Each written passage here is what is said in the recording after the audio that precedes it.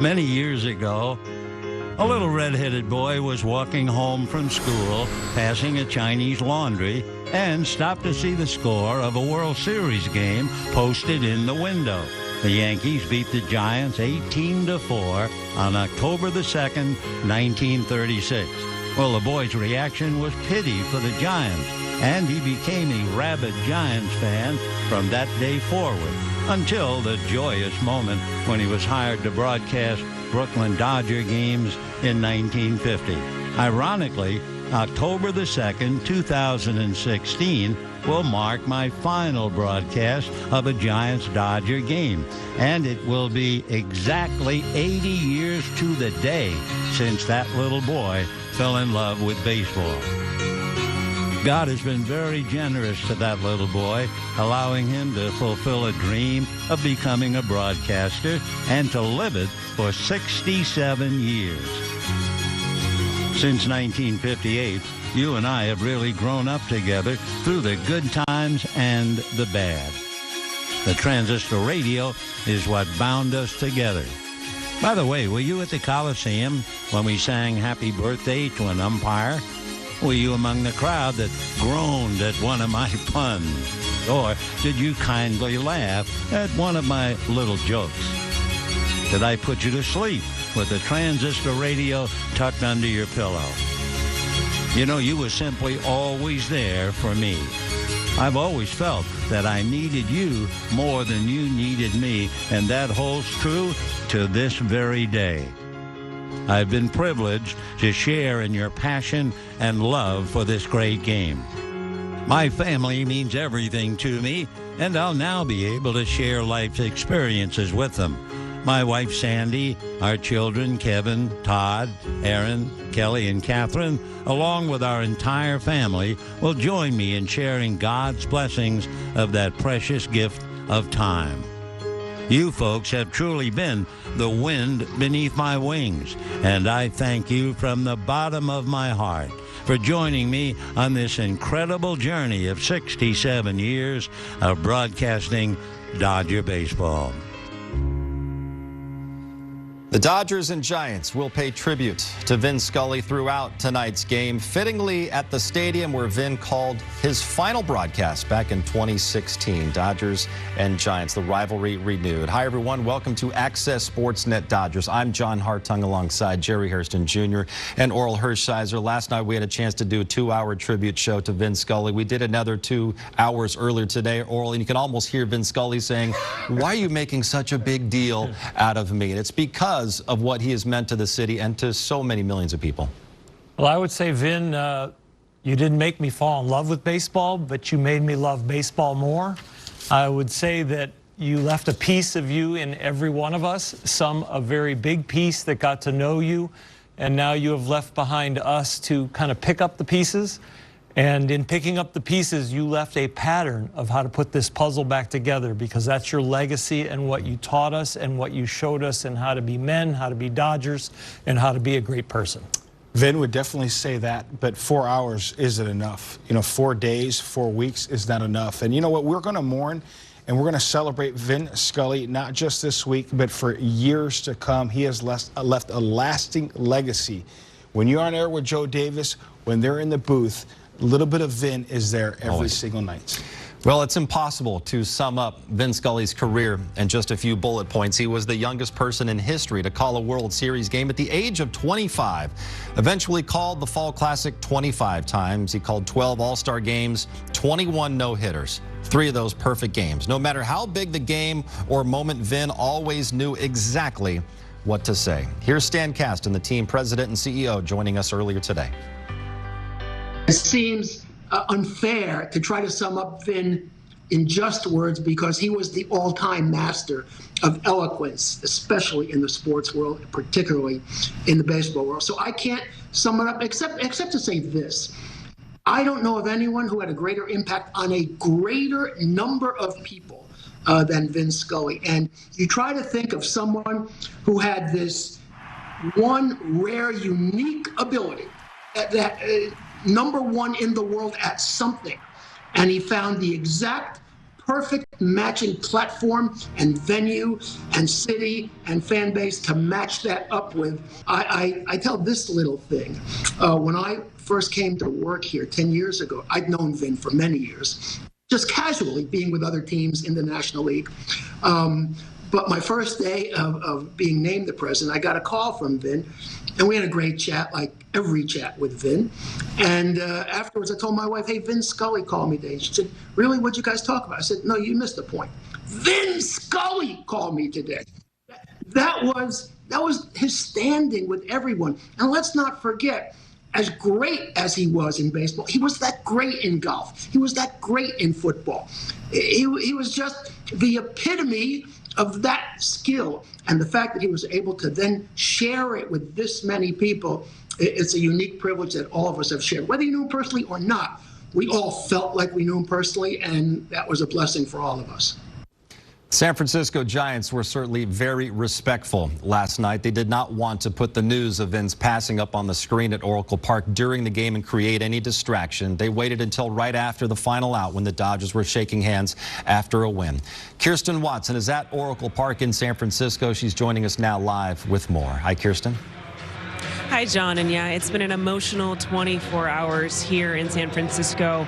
This team, these guys, Vin Scully meant so much to them. And it has truly been an honor for myself just to hear stories of everything. Because to all of them, he was something different. When I talked to Dave Roberts, he said that he was the embodiment of what it meant to be a gentleman. When you talk to Justin Turner, he was a voice that he would listen to watching Dodgers games growing up. And then when he had the privilege to meet him, it wasn't him going up to Vin Scully. Vin went into the visitors' dugout, into that clubhouse, to find Justin Turner, to introduce himself to him and to tell him that he was a redhead as well, and the two redheads, they had to stick together. When it comes to Austin Barnes, he was someone who brought his family together. They would sit in front of the TV and watch Dodgers baseball. And just moments like that, you hear so many special stories from Clayton Kershaw. He told us that Vin Scully was a friend to him. So to hear these stories from these players, to share these moments with them has been absolutely incredible. And today, this team, now they know they have a baseball game to play, but for them, it's about winning for Vin here in San Francisco, guys. Kirsten, thank you very much, and it'd be great to have a win for Vin slogan for the rest of the year. Vin's final game was a Dodgers-Giants game in San Francisco tonight. They meet again at Oracle Park. It's Dave Roberts going with his same big three at the top with Mookie Betts, Trey Turner, and Freddie Freeman. No Will Smith or Cody Bellinger tonight. It's Max Muncy in the cleanup spot. Trace Thompson starting in center field. You have Gavin Lux at second. Miguel Vargas makes his big league debut. He will DH. James Outman returns to the lineup. He is in left. And Austin Barnes will catch Julio Urias. Jerry, what do you think of the lineup tonight? I'm looking at Mookie Betts in right field. He has been on a tear. 24 bombs out of that leadoff spot. And then Trey Turner, he has been just as consistent. Great 1-2 punch. Austin Barnes with a nice night last night, back in there tonight, but I think that's also about the starting pitching rhythm with Kershaw pitching tomorrow. Dave Roberts wants to pair up Kershaw and Will Smith a little bit more the closer we get to October. All right, well, a big moment certainly for the 22-year-old Miguel Vargas. There he is. He was hitting .291 in Oklahoma City this season. 15 homers, 72 RBIs. Jerry, I think James Outman probably set the bar a little too high. What should we expect from Miguel Vargas making his Major League debut tonight? Well, Outman has been outstanding, obviously, but Vargas is a better hitter than Outman, and I think he's going to show it. He is DHing tonight. Hopefully the nerves aren't too great. Just continue your approach that you had in AAA. The big league lighting is a little bit better than in AAA. Get some pitches to hit, put a good swing on it. When you're DHing, you have an opportunity to meet with your coaches instead of being out there on defense all alone. So he might get a little coaching to calm the nerves after the first at bat, see how it goes. He DH'd in AAA 4 times this year, so he is not a stranger to waiting in between at bats. All right, an exciting night for Miguel Vargas. Here's what's coming up on the Dodgers calendar. They will wrap up the series and the road trip tomorrow in San Francisco. First pitch at 12:30. Then it's back home to face Juan Soto in the Padres for 3 games this weekend. Sunday's game will be on ESPN at 4 o'clock. And then Tuesday, Minnesota Twins come to Los Angeles for a quick 2-game set. Vin Scully had the same job for 67 years. Loved every single day of it. We all loved having him as the soundtrack of our summers Some of Vin's greatest calls coming up next. I'm not sure what he's doing out there. It looks like he's going to burn a flag, and Rick Monday runs and takes it away from him. And so Monday, I think a guy was going to set fire to the American flag. Can you imagine that? And Rick will get an ovation, and properly so.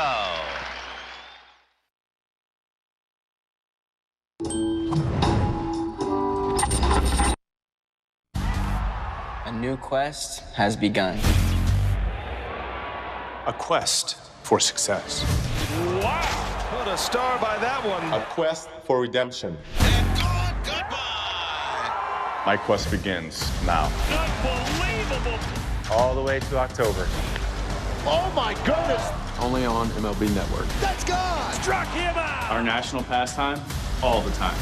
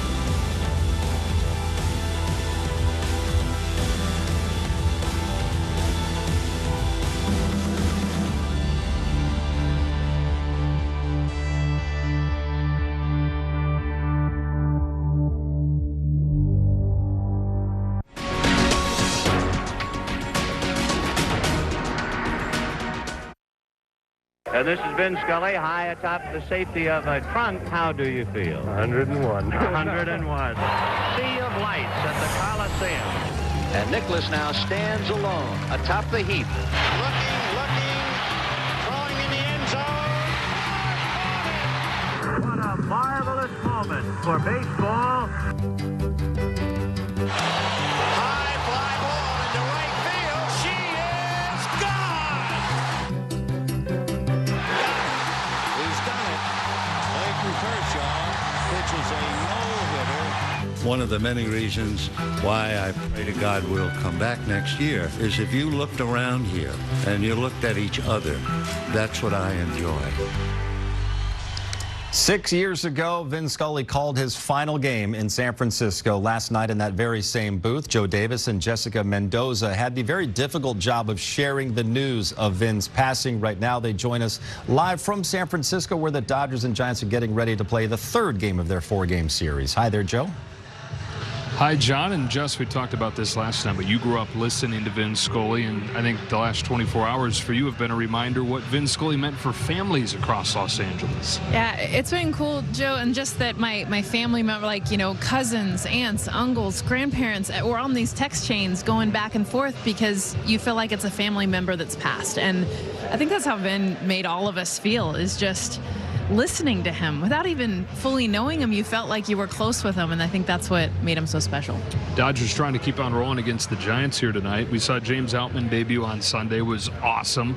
Miguel Vargas debuts today. Outman was, at least when you're looking at the prospect rankings, down in the middle part of the top 30. Vargas is the guy.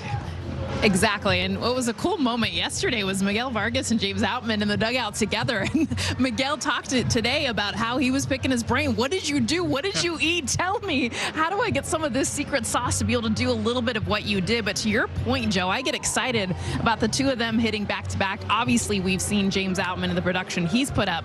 But like you mentioned, Miguel Vargas is the guy, and I'm excited to see him tonight. So another new guy there, Joey Gallo, arrived this afternoon. Probably not going to play tonight, but very soon we'll see Joey Gallo make his Dodger debut as well, guys. All right, Joe and Jess, we'll see in about 15 minutes. So many players have talked about how special it is to have Vin call their games and tell stories about them. Even players from other teams have said so as well. When you're playing, Earl, I realize it's very hard to know everything that Vin is saying about you. You were even telling the story how you weren't aware. Game 5, 1988 World Series, you're on the mound in Oakland getting ready to beat the A's, win a World Series championship. And Vin said you've had the most remarkable length of success of any pitcher he had ever seen, given all of the pitchers that he has seen in that brilliant career. It's incredibly special to know that he was really the soundtrack for so many games in your career. That's post Koufax and pre-Kershaw, so I wish he could reevaluate. He'd probably drop me down into 5th or 6th with Drysdale and some others. But for a man that's favorite song was Take Me Out to the Ball Game, aren't you glad that he would be the guy, if you made it to the big leagues, that would be broadcasting your game? So he had a love for the game, and he had a love for the players. And one of the standards that the O'Malleys had early on as far as a character of a player was they would be happy to have you for dinner in their house. And what an amazing dinner guest Vin Scully would be. And you can see why Walter O'Malley chose him to surpass and go past with Red Barber. I mean, for him to say that about Oral, seeing Don Drysdale, Sandy Koufax, so many legends, not just Dodger legends, but legends, and that's what type of run Oral was on. But again, it's not just the Dodger players that loved listening to Vin and hearing him call their highlights. It was the visiting players. They loved and knew the magnitude of Vin Scully, what he meant to this great game of baseball, how many World Series he has called, all-star games. For him to call a double or a home run or a strikeout to end the inning, to hear his voice on your highlight was super special to everybody. Yeah, it's like that former PA announcer with the Yankees. Everyone wanted to go to Yankee Stadium and get to hear their name be announced by that incredible PA guy with the Yankees. All right, Clayton Kershaw. He's going to join us next to talk about Vin Scully, who called Kershaw's no-hitter and also called some of the game's biggest moments during his 67-year Hall of Fame career.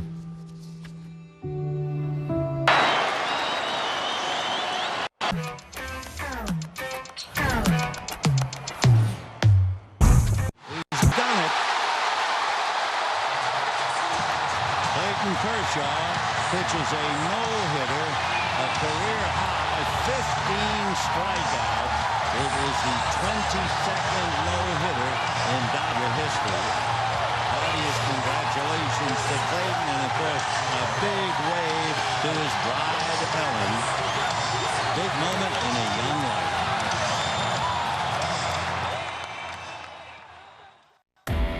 Every time he takes the field, he competes not only against the other team, but against the toughest adversary, himself. MLB Tonight, where the best outdo their best on MLB Network.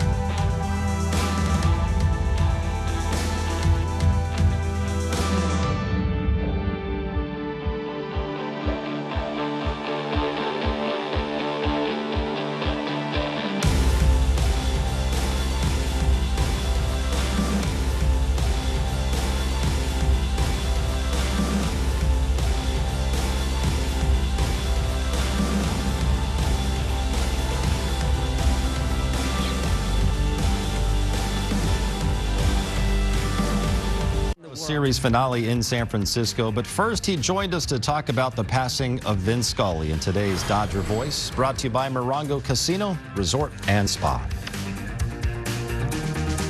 Vin Scully was on the call for Clayton Kershaw's no-hitter 8 years ago. Clayton's joining us right now from San Francisco. Clayton, over the last 24 hours, we've heard a lot of stories from people, and we found out just how much Vin Scully has meant, not just to the city of Los Angeles or the fans as well, but also to the players. So I wanted to ask you, what did Vin mean to you? Yeah, it meant a lot. You know, I think, you know, when you get called up by the Dodgers and you hear about all the history of the team and the organization, it's almost overwhelming to think about all the different people that impacted the organization, and then you start talking and hearing about Vin and realizing that it almost started with Vin, you know, and then you get to know him. I'm thankful that I got to know him throughout my career. He'd always come down the clubhouse or on a plane or whatever it may be, and man, just what a great man, you know. Just something that I always admired about him was just his the energy that he had that brought people together, and you always wanted to hear what he had to say. And my conversations with him were always just so joyful, and I'm thankful my family got to know him. I'm thankful that I got to have a relationship with him that I did, and thankful for a great life that he lived, and honestly just a role model for how he lived his life, and how we can all aspire to do that. Kirsch, what's going on? This is Jerry. I just saw on Instagram you post several pictures of Vin Scully and his wife and you and your family. Talk about those pictures and, again, what Vin Scully meant not only to you, but your entire family. Yeah, you know, I was talking with Ellen, my wife, today, and she was like, man, I found these pictures of us and Vin, and just great memories. You know, I'm so thankful that Callie got to meet him, and I'm so thankful that we got to take those pictures, and we're going to have those memories forever. And, you know, just the way he treated my family and how excited he was to meet Callie, my oldest, and how gracious he was with Ellen all the time. And it was just that goes to the type of man that he was. It was just, it was pretty incredible, really. Clayton, it's Oral, and he's had a huge impact on all of us. He's had an impact on you and your family. When you heard the news during the game, JT had said that you guys tried to confirm it, but what was the reaction you had, and then throughout the clubhouse during the game and after the game? Yeah, well, I think the biggest thing was just thinking about Vin's life and the incredible life that he lived. I think the first thing we thought of was, I hope we can live a life, you know, half as full as Vin did, you know, and there's a little bit of joy in that, even though with Vin's passing, I think you start thinking about everything that he did and everything that he meant, and 94 years young, that's a great life. And so I'm thankful that we got to know him like we did, and I'm thankful that we got to see his life unfold the way it did. Clayton, Vin Scully, he called your very first game at the big league level. Of course, he called your no-hitter and so many other great moments you had in the big leagues. And we remember his final season. A lot of opposing players from other teams wanted to go upstairs, take pictures with Vin. They were excited that he would be able to call their game and call their names. How about for you on a personal level to have really the soundtrack of most of your early years of your career to be Vin's voice? Yeah, I mean, what an amazing thing I get to have for the rest of my life is Vin's voice calling the good majority of my games. And, you know, obviously with Joe, he's going to continue that legacy because Joe's going to be, you know, great too. But I think having Vin around and having what he's done for his whole career, to be a small part of that and get to have those games when I look back like Jay Hare does in all his highlights and have Vin on mine, it'll be pretty awesome. You know, Kirsch, take us back to 2020 when you guys won the World Series. Now, obviously, Vin Scully was not calling those games, but knowing that you guys were able to win, not just for yourself and this franchise, but to have Vin Scully win or watch you guys win another World Series. Yeah, that World Series meant a lot to a lot of different people for just how long it had been. And, you know, I think Vin was just as happy as we were. You know, I know we got to talk to him a little bit after that, and I know he was watching, and I know he felt like he was a part of it too. And it just is great. You know, I think winning a World Series means a lot to the whole organization, and Vin is just as big a part of that of our organization as anybody. Well, Clayton, thank you so much for taking time to be with us. We know you're going through some preparation, getting ready to make a start there tomorrow in San Francisco. We appreciate you taking time out to share your thoughts on the great Vin Scully today. Yeah, I appreciate it, guys. Thanks for having me. He took over the Dodgers broadcast booth in 1950, stayed for 67 years, enshrined in Cooperstown in 1982. Vin Scully, passing away at the age of 94, was simply the best to ever do it. Fernando ready, and the strike two pitch is hit back to the box, dribbling to second. Samuel on the bag, throws to first, double play. Fernando Valenzuela has pitched a no-hitter. If you have a sombrero, throw it to the sky. People always...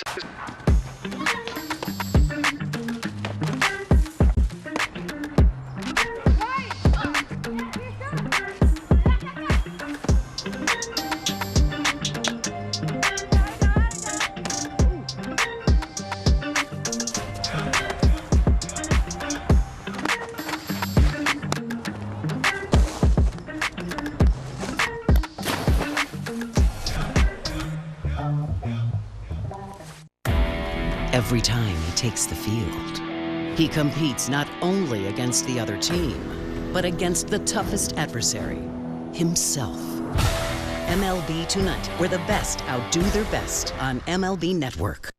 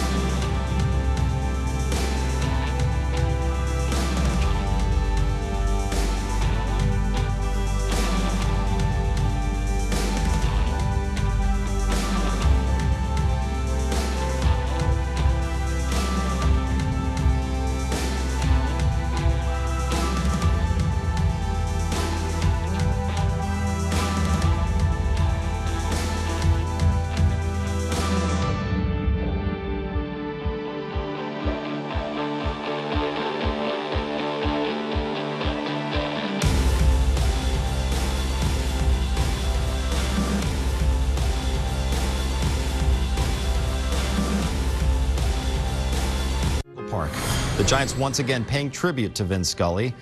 Let's look back at Vin's goodbye to the fans October 2nd, 2016, as the Giants organization and their fans paying tribute to the one-of-a-kind broadcaster. And that game was finally over. Let's take a look. You know, friends, so many people have wished me congratulations on a 67-year career in baseball, and they've wished me a wonderful retirement with my family. And now all I can do is tell you what I wish for you. May God give you for every storm a rainbow, for every tear a smile, for every care a promise, and a blessing in each trial. For every problem life seems a faithful friend to share, for every sigh a sweet song, and an answer for each prayer. You and I have been friends for a long time, but I know in my heart that I've always needed you more than you've ever needed me. And I'll miss our time together more than I can say. But you know what? There will be a new day and eventually a new year. And when the upcoming winter gives way to spring, rest assured, once again, it will be time for Dodger baseball. So this is Vin Scully wishing you a very pleasant good afternoon wherever you may be. Fitting way to close our pregame tributes to Vin Scully. Right now, let's head back to the booth in San Francisco where Vin called his final game. Joe Davis and Jessica Mendoza have the call. Dodgers taking on the San Francisco Giants. 7-1 on this trip. Taking the first two games from the Giants, we get ready for Game 3 and Game 7 of this 8-gamer. Welcome inside. Joe Davis, Jessica Mendoza, Kirsten Watson joins us in a moment. Tough last 24 hours for Dodger fans and baseball fans everywhere, but I like something Dave Roberts said today. He said there is no sadness, there's just joy. These last 24 hours thinking about everything that Vin meant and getting ready to tell his stories moving forward. You know, and that's exactly what every player, I mean, the conversation has been around the Dodgers clubhouse, honestly, around San Francisco. I mean, there are baseball fans all over the place remembering the hats. I mean, they're selling memorabilia for blocks down the road, people showing up. I mean, what he meant to not just baseball fans, but everybody, and it's felt definitely here tonight. I think Vin would be enjoying calling these games for these current Dodgers. The offense coming to life, 24 runs over the last 3 games after they scored 9 in last night's win. Yeah, and we've seen the Dodgers offense be successful the entire season. They're the best team in the National League when it comes to offense, but it's been even better since the All-Star break. And as you mentioned, these last 3 games, what's impressed me too is the last 2 games have been against some of the National League's best in San Francisco's pitchers. I mean, Logan Webb and Alex Wood have been amazing, but not until they hit this Dodgers offense. You look at the numbers of Mookie Betts, Trey Turner, Freddie Freeman, still doing what they do. But how about the 7, 8, 9 hitters last night? 5 for 10, 2 triples, double, 5 RBIs for Gavin Lux, Austin Barnes, and Belly. So why don't we go ahead and add one of the top prospects in all of baseball to that group? Because that's what's going to happen today, Kirsten, as Miguel Vargas makes his big league debut. Yes, he is. And look, we saw the excitement of James Outman making his major league debut on Sunday. He's back in the lineup tonight in left field. But today, you said it, it's about Miguel Vargas. He told us earlier today that, one, he is just beyond excited about making his debut. He told us that, you know, he was in the Futures game during All-Star Weekend, and that was one of the biggest moments in his baseball career. But today, he said he's not even prepared for what this is going to mean to him, because it's going to mean the world. His entire family is here. He's excited. Tonight, he's going to be the DH. But Dave Roberts told us that we could be seeing him playing some at third base as well as first or in left field, guys. All right, Kirsten, and those 2 guys both in the lineup back-to-back tonight, trying to support Julio Urias, who's been good against just about everybody this year. But how about his numbers against the Giants in 3 starts? Oh, he likes playing against San Francisco. The numbers obviously prove it, and he's been great all season long, but especially this last month, hasn't even had a loss. It's the Dodgers and the Giants. Dodgers looking for their 7th consecutive win against their longtime rival. We've got first pitch coming up on Sportsnet LA. Major choice. So you're good at hitting home runs, right? I've never hit a home run in my life, but I've gotten close. Oh, let's go. Let's try it out. We're not leaving until I get a home run. Oh! JoJo, you're so good. You're so young and you've done so much. What's your secret? I think I just really love life, so I just pick my right foot up and then keep going. Come on! That went over, right? It went over! Freaking love baseball.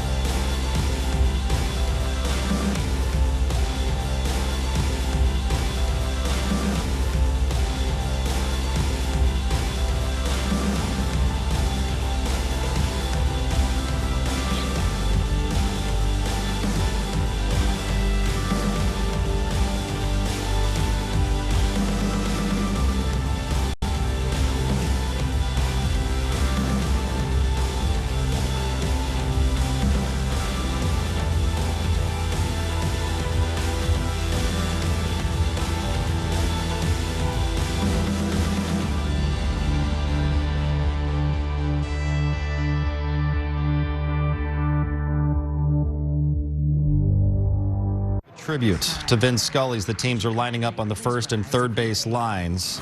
Let's take you out to San Francisco. A moment of silence as we remember the extraordinary life and legacy of Mr. Vin Scully.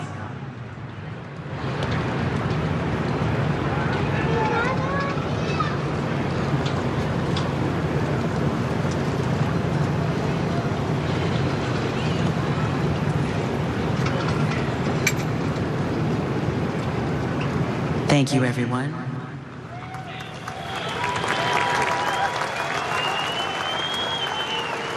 And here now to perform the national anthem. Please welcome. All right, so the Dodgers and Giants getting ready to play at Oracle Park in San Francisco. More Vin Scully tributes throughout the night. Still more to come as we take you up to first pitch in San Francisco. Stay with us. We'll be right back.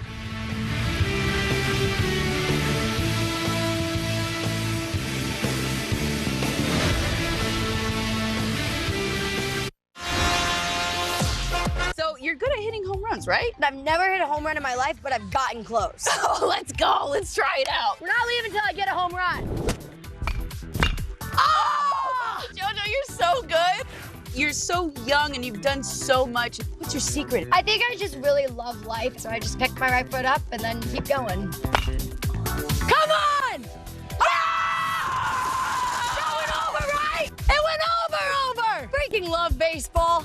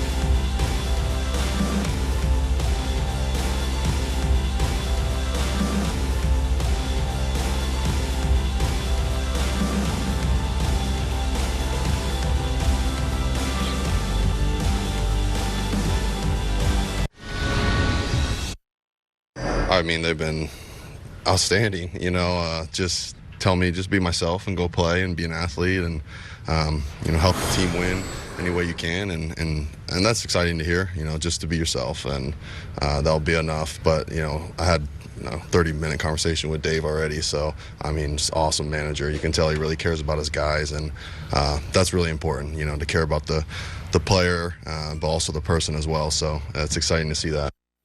A fresh start, change of scenery, probably doing Joey Gallo some good. And the Dodgers, clearly, Jerry, they feel like they can fix what was ever wrong with him with the Yankees over the last 12 months. He's got light tower power, rocket of an arm, great defender in the outfield. Obviously, the high strikeouts can be an issue. Hopefully, they find something in Joey. And then, Joey, a change of scenery can do him some good. We've seen pitchers get changed. We've seen hitters get changed. This kind of reminds me of maybe the shock and awe of a Jock Peterson, that he might only take 4 at-bats during the playoffs, but one might be a home run that changes the whole series. All right, we'll see what Joey Gallo does. Hopefully he's in the lineup tomorrow for the series finale. The Dodgers announced before tonight's game that they will honor Hall of Fame broadcaster and Dodger icon Vin Scully with a commemorative black patch featuring a microphone and the word Vin. The Dodgers will also honor the legendary broadcaster with a pregame tribute on Friday night. Details to be announced soon. Funeral services for Vin Scully are still pending.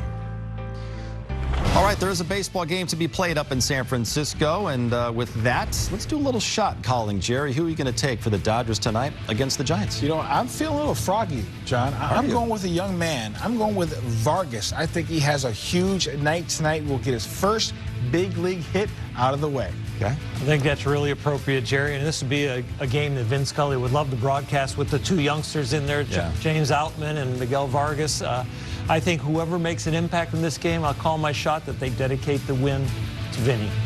I love it. Win for Vin. Maybe make that the team motto for the rest of this 2022 season. Hopefully the Dodgers can lead to another World Series championship. As we lead you right up to first pitch in San Francisco, Mookie Betts will be leading it off for the Dodgers against the Giants. First pitch is coming your way right after this.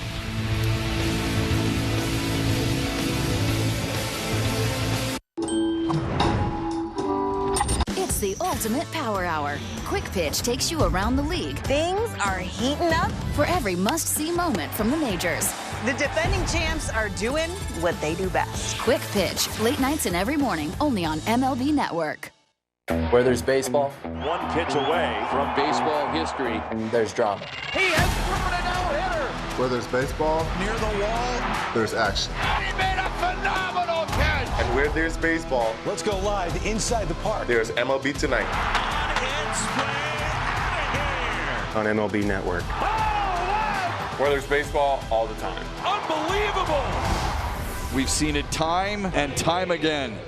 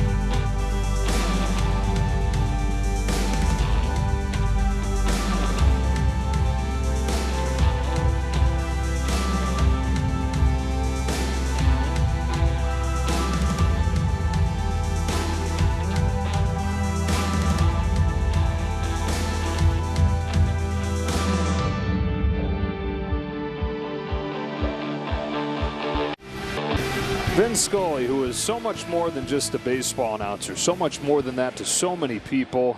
He was like family. And some of those that felt like family to Vin paying tribute to him today at Dodger Stadium. It's time for Dodger baseball.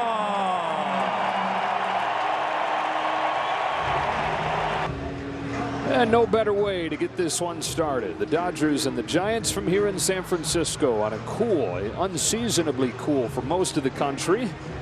August evening, temperature in the low 60s today, going to fall down into the 50s as this game rolls on. The Dodgers look for their 26th win out of their last 31 games. Try to move to 6-1 on this road trip. They're 70-33 overall this year, the best record in the National League by 5 full games over the New York Mets. Today they face Alex Cobb and these San Francisco Giants, who have gone 3-10 since the All-Star break. They're now 51-53, 4.5 games back of the last playoff spot. The U.S. Bank starting lineup for Dave Roberts has the same three at the top. Max Muncy's back in there, batting cleanup and starting at third base. In center field today, Trace Thompson. Cody Bellinger gets the day off. Lux is at second. There's Miguel Vargas, ready to make his big league debut. He does the DHing. James Outman is in left. Those guys were teammates in Oklahoma City less than a week ago. And now they team up here in the major leagues, hitting 7 and 8. Austin Barnes, for the first time since mid-May, makes back-to-back starts. He does the catching out of the 9th spot. And the guy they see on the mound, Alex Cobb, they saw a couple games ago. Alex Cobb pitched at Dodger Stadium, 4 runs over 5 2/3 and a no decision. First season with the Giants, and lately he's been pretty darn good. Just against the Cubs in his last start, he struck out 11. That's the most that he struck out in 8 years. Yeah, since 2014, and that's kind of how it's been for him since mid-June. They struggled early on, but as you mentioned, his last few starts have been good, and he uses a sinker, that splitter, which is his best pitch, a knuckle curve. Doesn't really throw the four-seam very often, but you're really going to see predominantly that sinker splitter mix. Because of that, he gets a ton of ground balls. Third in Major League Baseball with a 62% ground ball rate. And so he, like Alex Wood, has been hurt by the poor defense behind him this season. Prior to this great stretch for Cobb, he had the biggest gap between his expected numbers and his actual numbers of any pitcher in baseball. Well, they've started to even out. Battled some injuries earlier as well. Dealt with a groin in April. Dealt with a neck injury in June. But since his last IL stint, he's got an ERA around 2.5.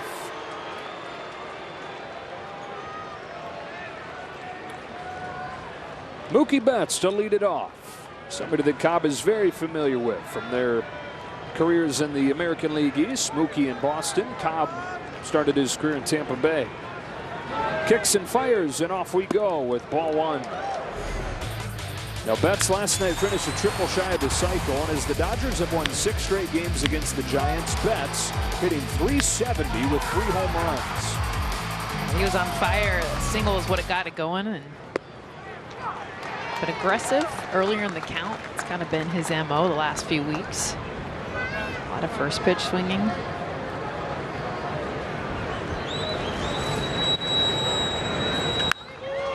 Lifts this ball to left field. Playable for Luis Gonzalez, and the first out of the night.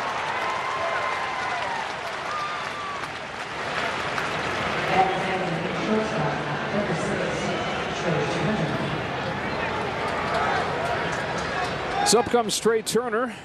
How about this? Blah! All the hits this season between the 2 hit leaders in baseball, Freddie Freeman and Trey Turner. That's all of them, Jess. Just to get you to do that again, but yes. Yeah. You get one of those a series. Strike one on Turner, who extended his hitting streak to 20 games last night. He's the first guy to have multiple 20-game hit streaks in a season since Ichiro in his rookie year 2001. Trey at that point was in elementary school. It's got to make Ichiro feel good.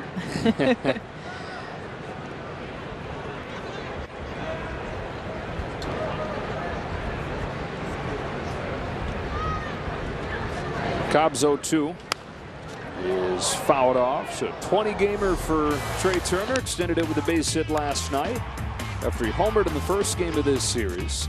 And that power has continued to come over the second part of this season. 6 home runs during the 20-game hitting streak.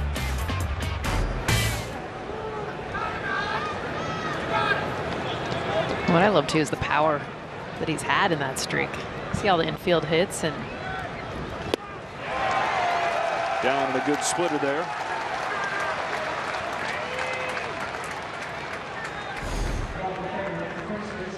this is Cobb's best pitch, and especially when he starts it at the bottom of the zone, gets that depth late. You mentioned it for much of the year being his best pitch, but that's the one the Dodgers hit around. They had 6 hits against his splitter when they saw him 2 weeks ago. 2 up, 2 down. Freddie Freeman gets a curve and grounds it foul. Freeman 4 hits over the first 2 games of this series and hitting .466 over the last 3 weeks.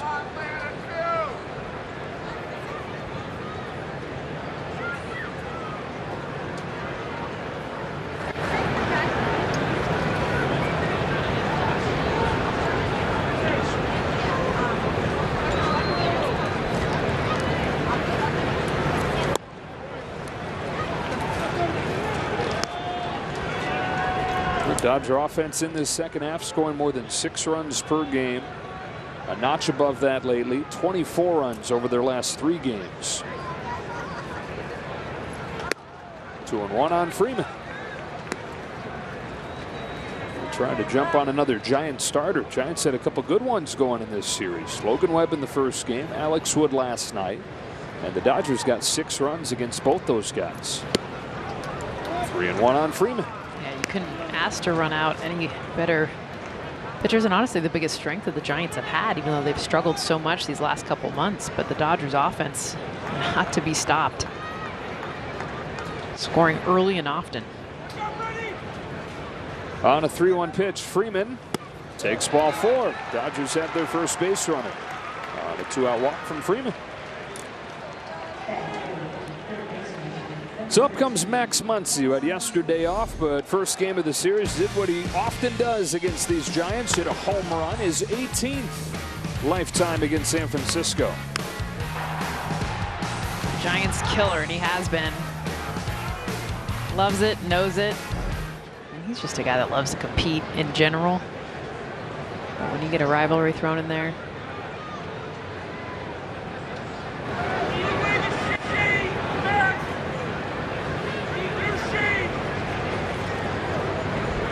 Cobb delaying the inevitable. Strike one on Muncy.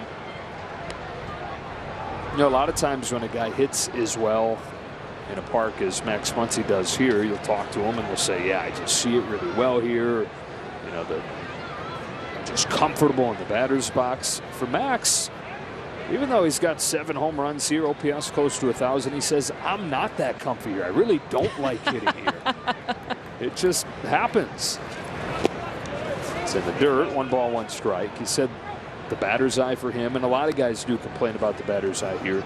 Not particularly helpful. Pretty bright out there, especially this time of game, early in games and during day games. The sun bounces off those aluminum seats. I mean, look, that's not a great backdrop. It's the color of the baseball. Even though it's green in color right now, it's very light.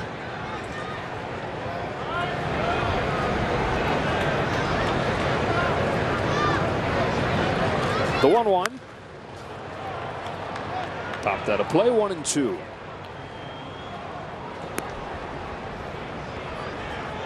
So why does it happen here for him? He says, I'm not trying to think about it. I'm just letting it happen.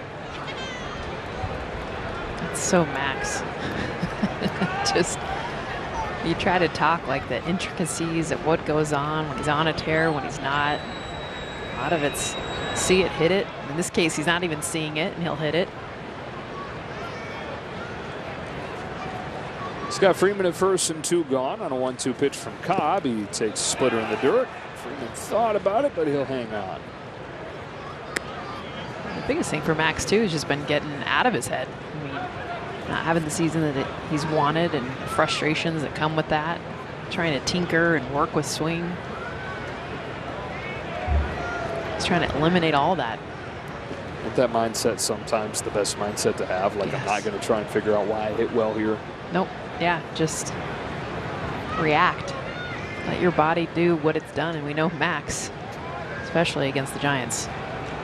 On a 2-2. Good splitter finishes him off. A couple Ks in his scoreless first inning for Alex Cobb. Julio Urias tries to keep on rolling, specifically against these Giants. 19 innings this season, just 2 runs allowed against San Francisco.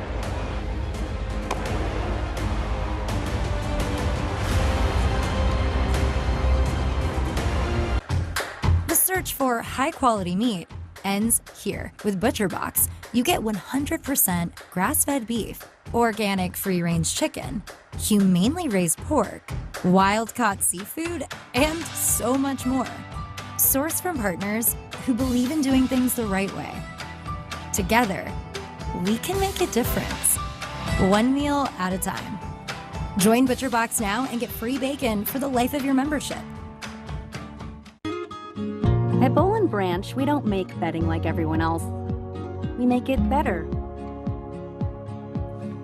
We prioritize thread quality, not thread count. We source the finest 100% organic cotton to make the softest, most luxurious fabrics on earth. We're free from toxins, the way home should be. Boll & Branch is made different, so you can sleep better at night. Experience the difference at bollandbranch.com.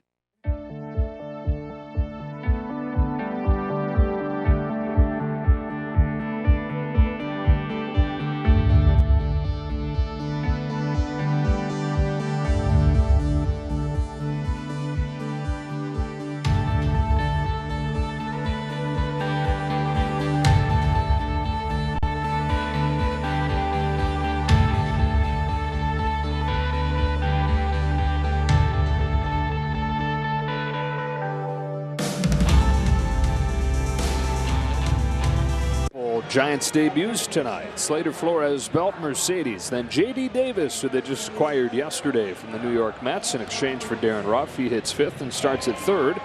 Luis Gonzalez in left field. Joey Bart does the catching. Dixon Machado at short. And Bryce Johnson makes his major league debut in center field. It's Julio Urias, who has started 3 times against the Giants this season, and part of an excellent season overall is 18 innings and 2 runs against San Francisco, including 7 shutout innings when he saw him about a week and a half ago.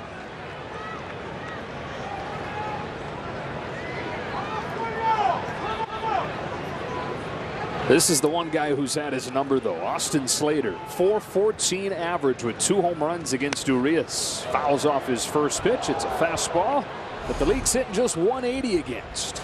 Yeah, no, and you could tell Austin Slater waiting for that first pitch. You see the 4-seam is his number 1, especially when he elevates. The success he has, the curveball, changeup, and sinker as well. More like a slurve slider curveball, but I don't know if slurves in the StatCast pitch mix. Should be. Definitely enough guys that have it. And he has used it effectively against San Francisco. Giants are 2 for 27 against Urias' slurve.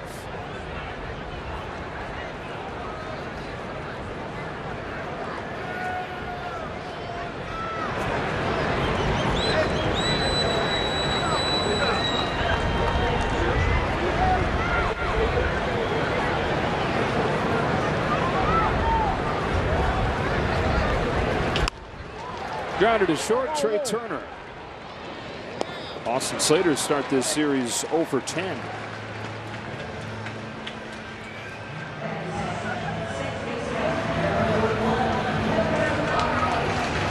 Urias started this road trip with his 7th consecutive win Friday in Colorado, just 2 runs over 7 innings. You know, early on it was okay, he's got the ERA but not the wins and the losses, but winning 7 in a row, he's 10-6. He's got more wins than anybody in baseball since the start of last year. Just like he does in game, one of the few pitchers that gets better as the game goes on. You look at his numbers, first time through the order, 2nd and 3rd, you're going to see him continue to improve, and he's done that this season. He started out, you know, frustrating. You mentioned the losses, not getting the run support, and he's gotten better and better. Last 8 starts, 7-0, 2.58 ERA. And I guess that's kind of a trend with him because that was the same thing last year. Great second half. Really, since the All-Star break last year, you can count on one hand the number of pitchers that have been better than him. Shocking to me. I know I need to get over it now that we're in August, talking about the All-Star game. Still, because of the numbers he's put up going back to last season.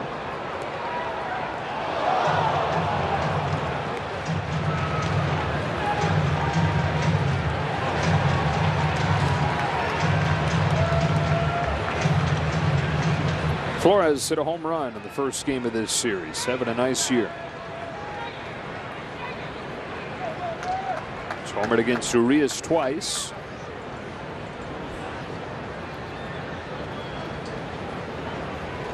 On this 1-2 pitch, he goes up to get it, pops it foul. Out of play. That's been a great pitch for Julio Urias. He elevates that fastball. He's got the 10 best fastball in Major League Baseball right now, and especially when he can locate. Really difficult for hitters to lay off. It's rare to even make contact.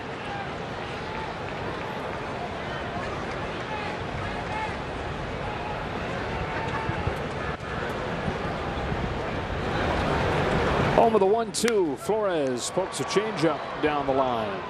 Foul. Giants last night scored 5 runs in the 4th inning. They were 1 for 24 the rest of the game. That's, I mean, you talk about this bullpen, how great it's been. I mean, Tyler Anderson didn't have his best stuff as soon as he got out of the game. Handed it over to the bullpen.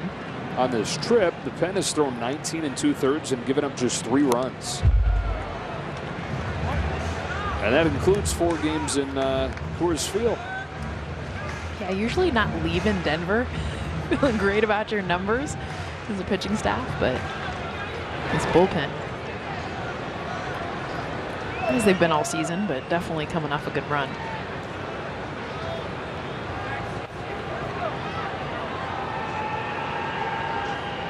Another 1-2 pitch. Wilmer Flores watches a breaking ball for strike 3. That thing was headed for the left-handed batter's box, and they made a right turn. You see the hesitation. Wilmer Flores, watch him trigger and stop. That's his thinking this is going to stay away, not come back over. And Urias does a perfect job of coming back over the plate. Dodger pitchers strike out 10 hitters. Everyone gets a free Jumbo Jack tomorrow. Jack in the Box with the purchase of a large drink, valid only at LA area restaurants. 2 up, 2 down in the first. Brandon Belt, lefty on lefty, fouls it into the glove, strike 1. And Belt has had a massive drop-off from the last 2 seasons when quietly only Fernando Tatis Jr. had a higher OPS in the National League. It's incredible. He's not had that same season, but his name gets forgotten in some of the better seasons that he's had the last few coming into this year. The fact that he was second to Tatis, but most people in baseball have no idea how close he was. And then this year, the old injury bugaboo has crept up again. It's been a knee issue for a lot of this season that he's had drained a bunch of times. It's put him on the IL multiple times. And even when he's been, quote unquote, healthy and playing, he hadn't really been healthy. That's been the thing throughout his career. And an 0-2 from Urias. He's down on a high fastball as Julio turns it up to 96 to put a capper on a 1-2-3 first. Retired MLB pitcher CC Sabathia is old school. His son Karsten Sabathia is new school. Karsten uses Win Reality for his hitter training, a state-of-the-art tool that utilizes VR to improve timing, pitch recognition, and confidence. A new school approach to more hits. Hitters love it. I love it. Pitchers, however. Man, I'm glad I'm retired. Train new school. Hit old school. Be ready for real. Win Reality.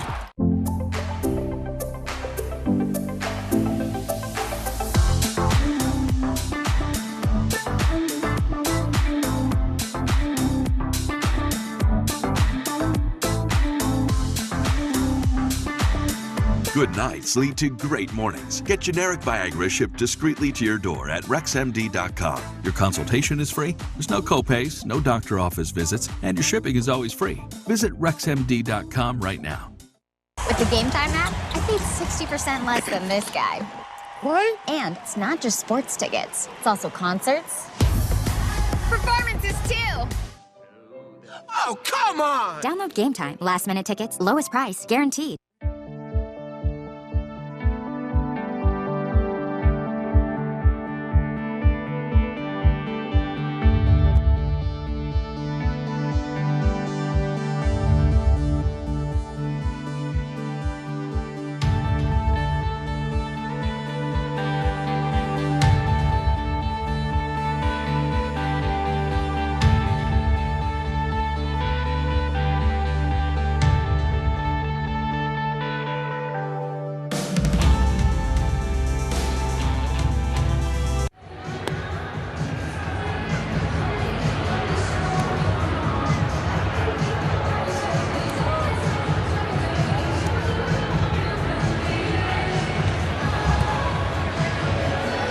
Alex Cobb back out there for the second inning. No score here in Game 3 of this 4-game series. Dodgers trying to beat the Giants for a 7th consecutive time for the first time since 1980. It's just shocking how different this year has been.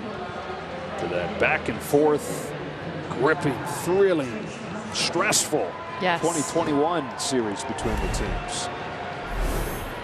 The Bounty quick stats. 6-game winning streak.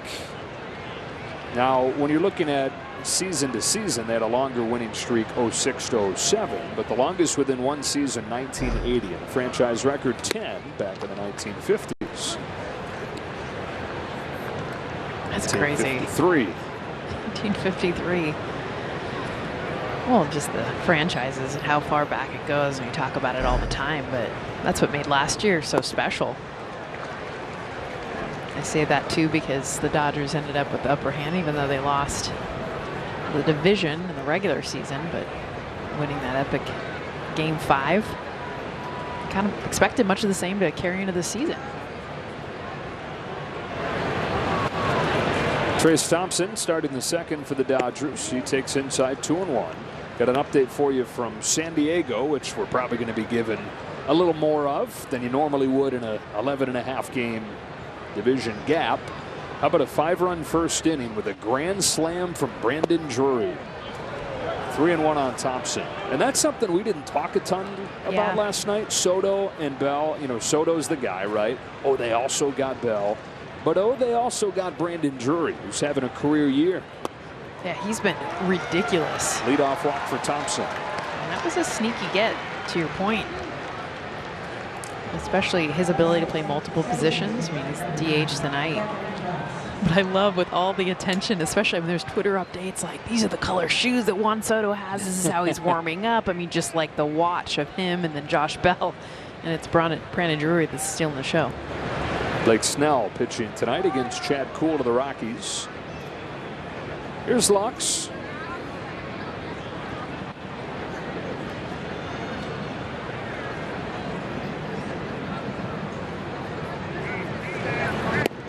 Now, the Padres last year were right in the race until mid part of the summer. They lost 33 of their last 45 games. And A.J. Preller and their front office doing all they can to ensure that that doesn't happen again. They're not just trying to ensure they don't fall off, but trying to get the offense going because they've not been a good offensive team. There goes Thompson. No throw from Bart, who was content framing that pitch on the corner for strike 2. But a stolen base for Trace Thompson.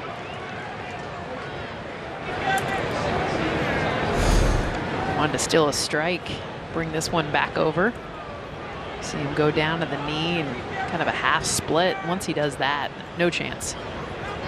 You see that more now, the importance of framing over catching runners and stealing. Just to finish off that thought of the Padres, it's not, you know, those moves weren't made to make the offense a juggernaut, even though that is maybe what is going to come out of it. But the move is to make it a good offense, period. They're 25th in slugging. The bottom half in runs scored. Obviously, they're going to get Fernando Tatis back soon. He's supposed to begin a rehab this weekend. But they needed something. And they may have gone from getting something to completely flipping things around offensively. So A.J. Preller, too. 2-1 to Lux. 2-2. And it is a win now because, I'll tell you what they gave up, unless they work on a lot that they lost. I mean, you're talking about major league ready players that are in the bigs, prospects. Corey Blazer, home plate umpire here.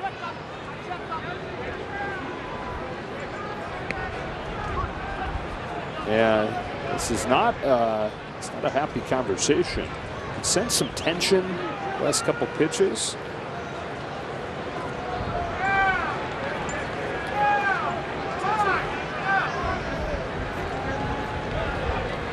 You saw Alex Cobb talking to the home plate umpire Corey Blazer after the stolen base.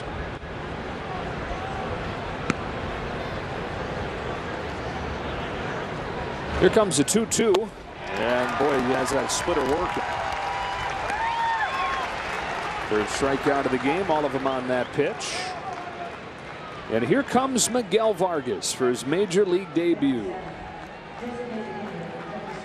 Well, he has been a step ahead every step of the way. And at 22 years old, he reaches the major leagues in front of his family, his friends, including his father Lazaro, who taught him the game after 22 years as a legend professionally in Cuba himself.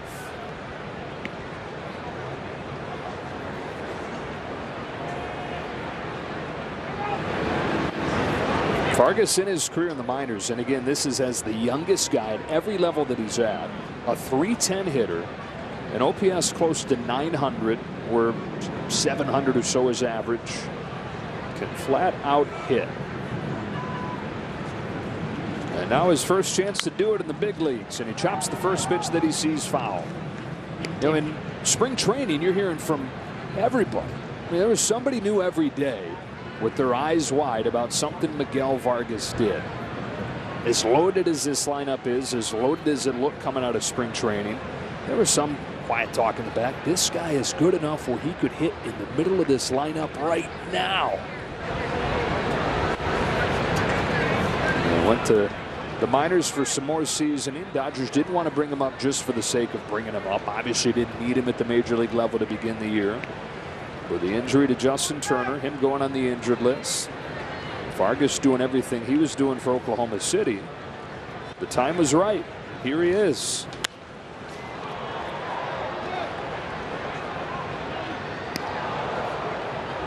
For Dave Roberts, I think the biggest thing was to get him that consistency. You know, the fact that Justin Turner is on the IL, knowing that he can get those reps, because when you are number one, you are that number one prospect. You're the one that people have been talking about and watching and getting a lot more attention than everyone else. You come up for a game here or there, it's a lot more pressure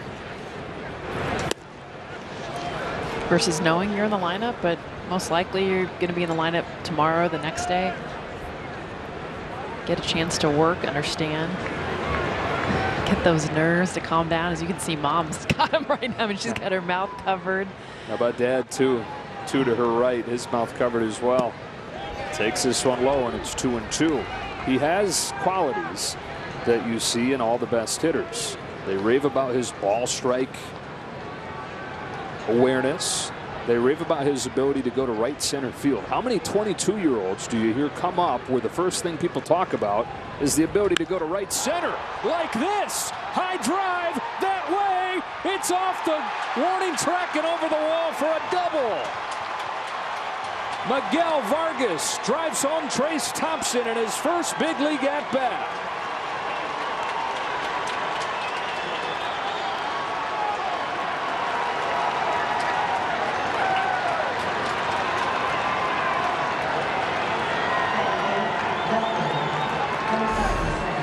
Two-strike hit to boot. I mean, the sinker left a little bit high.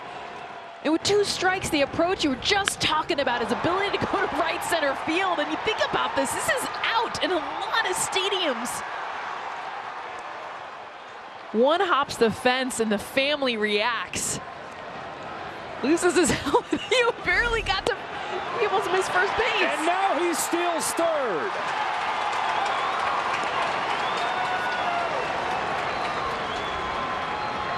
Tears of joy for the Vargas family. Double and a stolen base, back-to-back pitches. You're a big leaguer.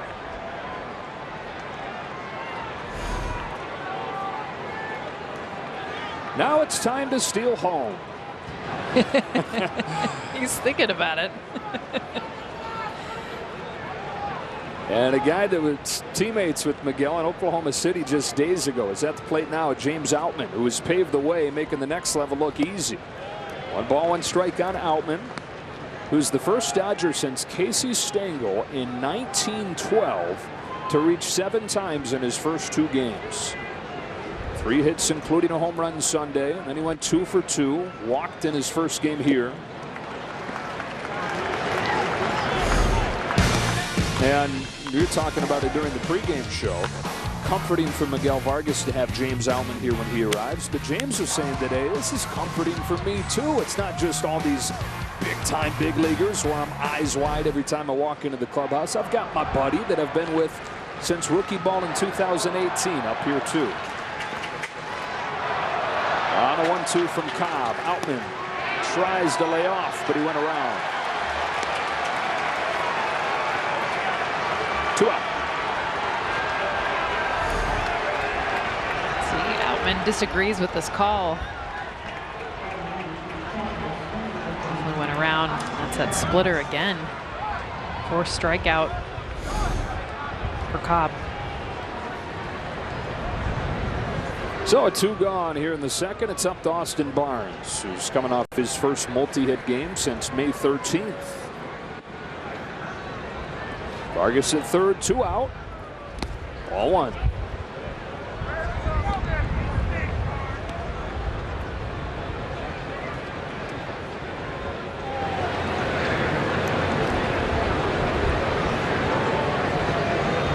Barnes getting a chance to start back-to-back games here for the first time since that same date that he had the multiple hits, early May.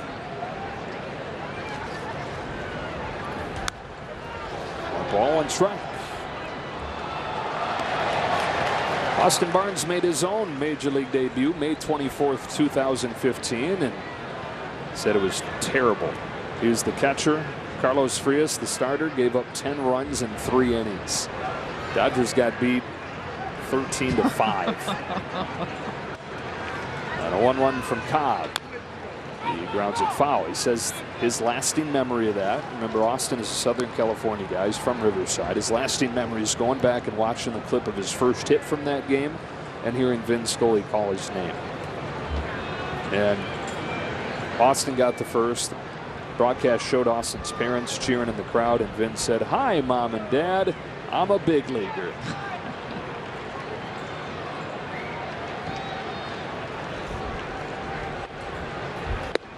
He's down on a fence ball here. But the Dodgers get on the board. Miguel Vargas in his first big league at bat. Opposite field power. RBI double. Hi, Mom and Dad. I'm a big leaguer.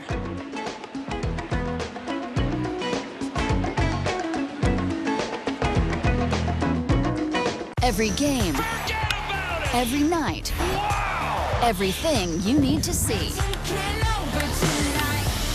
Get all the highlights with the fastest hour on television. Quick Pitch, late nights and every morning, only on MLB Network. Get closer to the action. You gotta be kidding me. Closer to the big blast. Way, way, way out of here.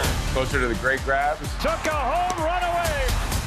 Closer to the jaw-dropping plays. Unbelievable. With more highlights. He struck him out. More analysis. You're going to see athleticism like you've never seen before. And more live look-ins. Wow. Nobody gets you closer to the game. Every night. Only on MLB Network.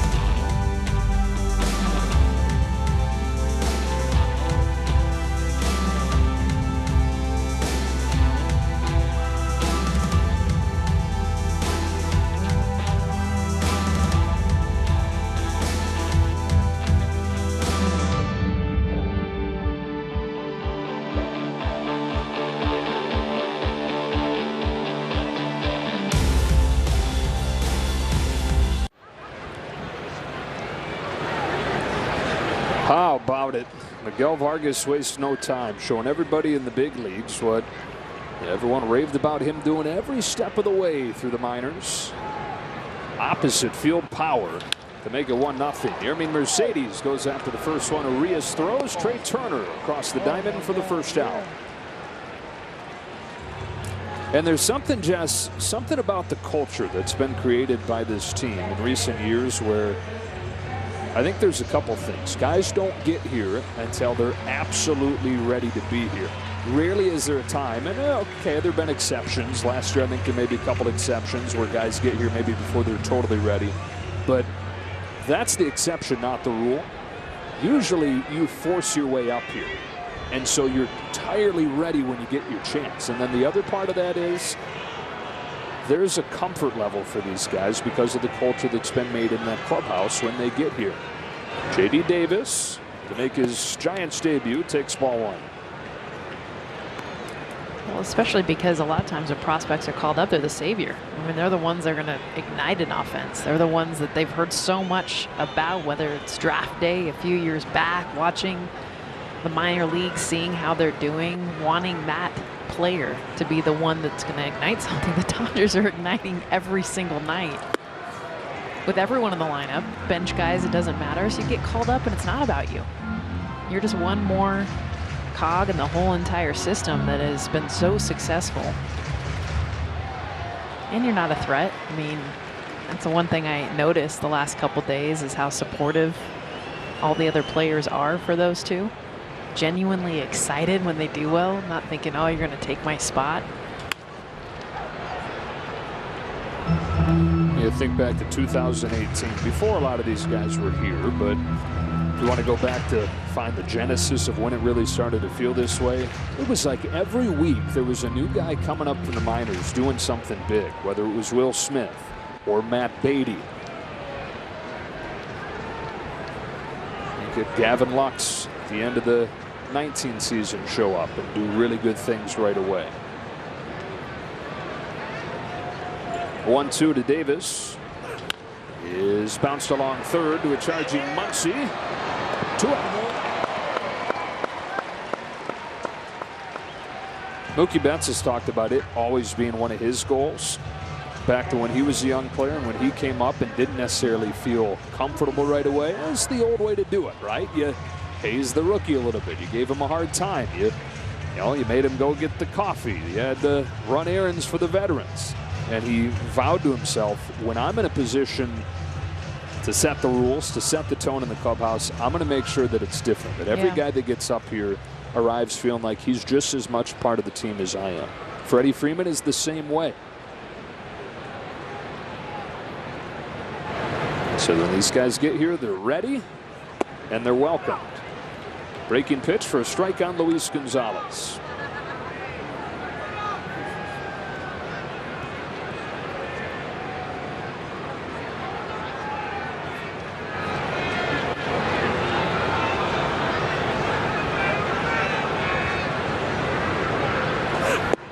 Fastball's by him, jumping at 96. Oh, that fastball's looked real good through these first two innings. It has throughout the season, and we've seen him first elevate, but also even right here, a little middle away, 96. That late pop.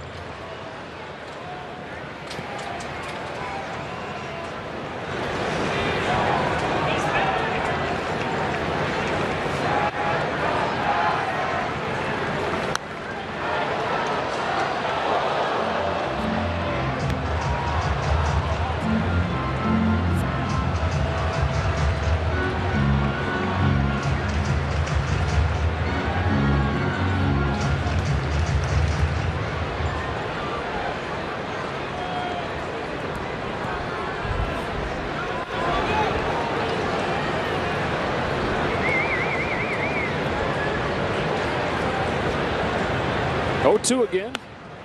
Breaking balls fouled off.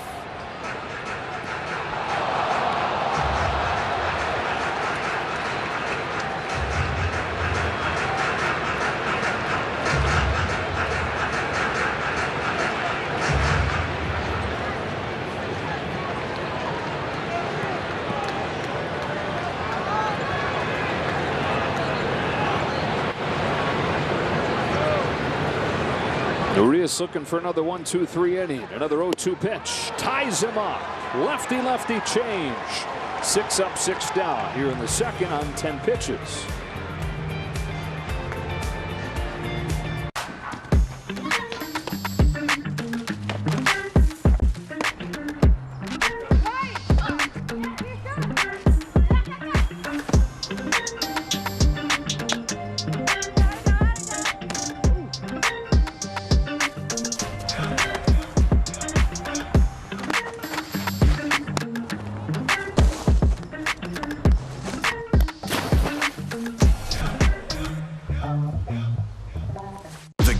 Changing, and so are the shows that talk about it. MLB Network's Off Base. What's going on, everyone? A modern baseball show for the modern baseball fan. It doesn't get much better than sitting around and talking baseball. Only on MLB Network.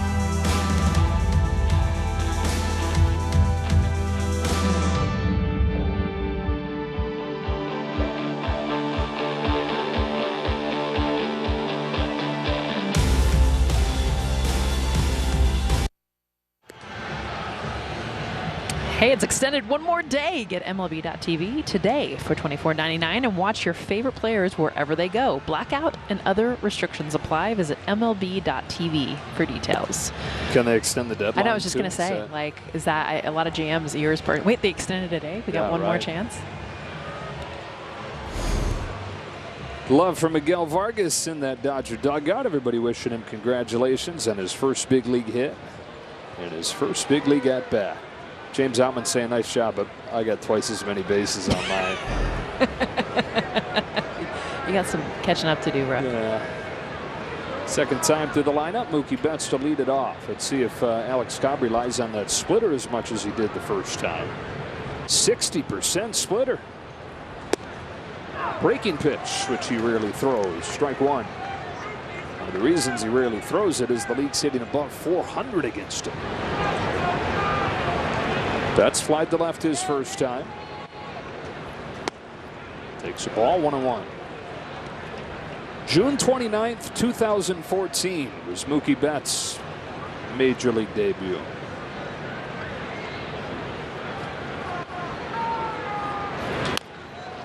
He came up just after learning the outfield. And a few weeks after he started trying to learn it, he found himself standing in the outfield grass at Yankee Stadium, playing for the Boston Red Sox, in the middle of that great rivalry.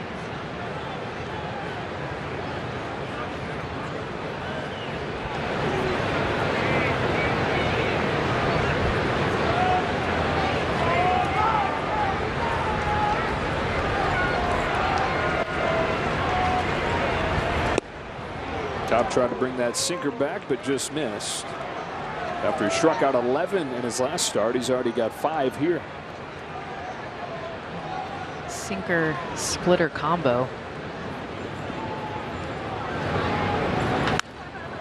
That's just foul. Oh.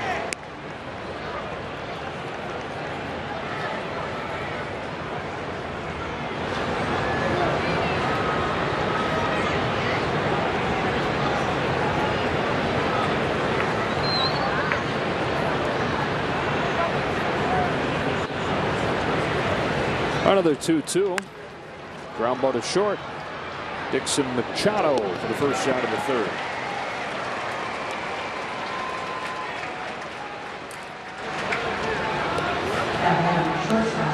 Alex Cobb, parts of 11 years in the major leagues. Got there when he was 23 with the Tampa Bay Rays and spent 6 seasons in Tampa Bay. Had some good years there before he started running into injury after injury. Missed almost 2 full years following Tommy John surgery. Missed almost a full year following hip surgery.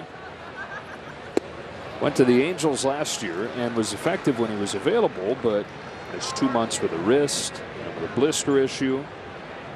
Showed enough though to sign a 2-year contract with the Giants. Bouncing ball to third. Davis. 2 out on a couple ground balls, which is, as you were touching on, his MO.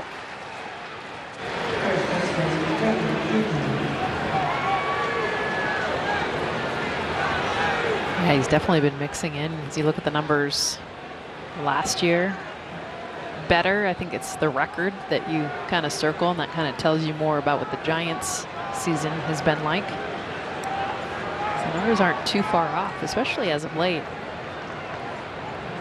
Getting a look at that splitter. He is throwing the curveball more tonight too, Joe. Fastball to Freeman.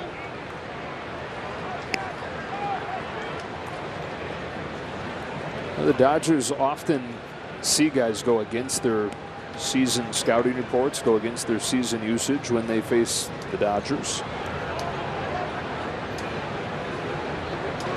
The added caveat to that is that they just saw him less than 2 weeks ago, so it's always a fun wrinkle.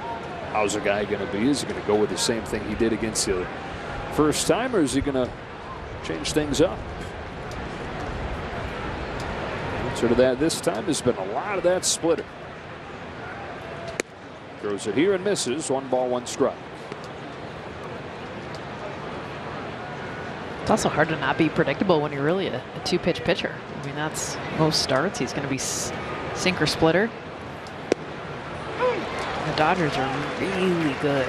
Well, a lot of things, obviously, but They know counts. They know a pitcher's tendencies. They understand. They watch video, the analytics that the Dodgers have within the organization to give that information.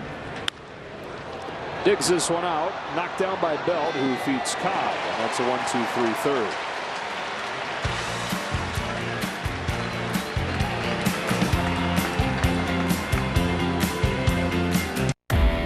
Every time he takes the field, he competes not only against the other team, but against the toughest adversary, himself. MLB Tonight, where the best outdo their best on MLB Network. Today, I consider myself the luckiest man on the face of the earth. Jackie Robinson searching home run into the left field stand. Here comes Roger Maris. There's a new home run champion of all time. I don't believe what I just saw. Cal Ripken Jr. has reached the unreachable star. This crowd on its feet and in unison. This one has a chance. Home run! Mike Piazza! The Boston Red Sox are world champions. Welcome to the first night of MLB Network. Number 600 for Jim Thome. That ball is gone. 106. That would be a new record. It is caught. Oh, what a catch by Mike Trout. The Cubs have finally won it all. The Atlanta Braves are world champions.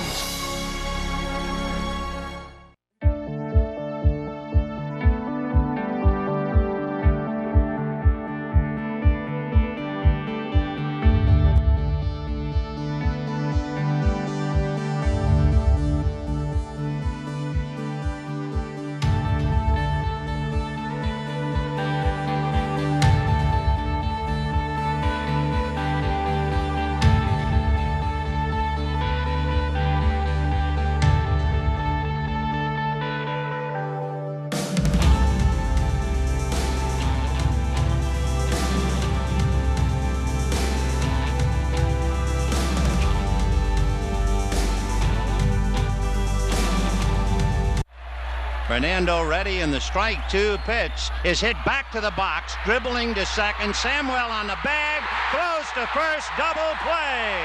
Fernando Valenzuela has pitched a no-hitter. If you have a sombrero, throw it to the sky. That was on June 29th, 1990. Fernando's no-hitter against the Cardinals at Dodger Stadium. And another left-hander from Mexico, Julio Urias. It's gone 6 up, 6 down tonight. Joey Bart crushed a 2-run home run last night. Takes a first pitch breaker for a strike. Vin meant so much to so many people. So much more than just a baseball broadcaster. I mean, he felt like family to people. He was a baseball coach to a lot of people. You know, Mike Krukow, the Giants broadcast crew, says he learned baseball listening to Vin, growing up in Southern California. He was a friend. A lot of people, it was like he was a father figure, then a grandfather, or, you know, it's just so many different roles that he filled. Bart lines one to third that Muncy spears. You joined your family for dinner every night. I mean, you think about the people that are in your house day in and day out, and it is family, it's close friends. And for those of us that listened to him throughout childhood, had family members that had them in their house throughout their life, I mean, it's one of few people that was consistently a part of your daily life. It's one of the great things about baseball is that it's there every day, it's something you can count on every day.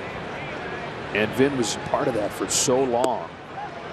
That's a strike on Dixon Machado. 67 years as the voice of the Dodgers. Every year of the team's existence in Los Angeles. And that thing that you could count on as a fan, as a Southern California native, or wherever you were, was baseball every day and Vin. The ball's 2 strikes.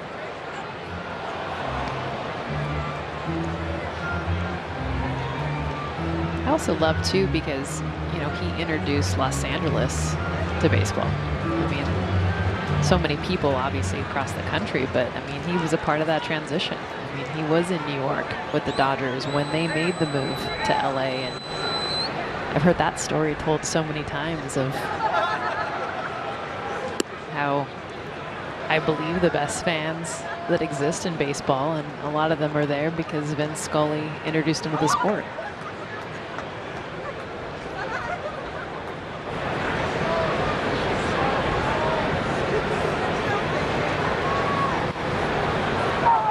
Here's a 1-2 offering. Machado yanks one down the line, but he was out front.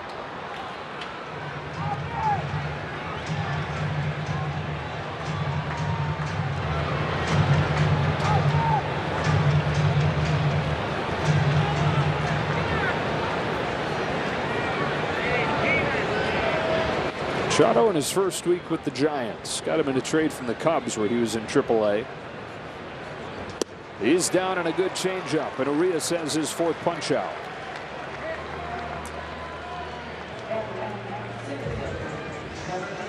We talk a lot about the fastball and elevating, but the changeup has been really good, both to lefties and righties.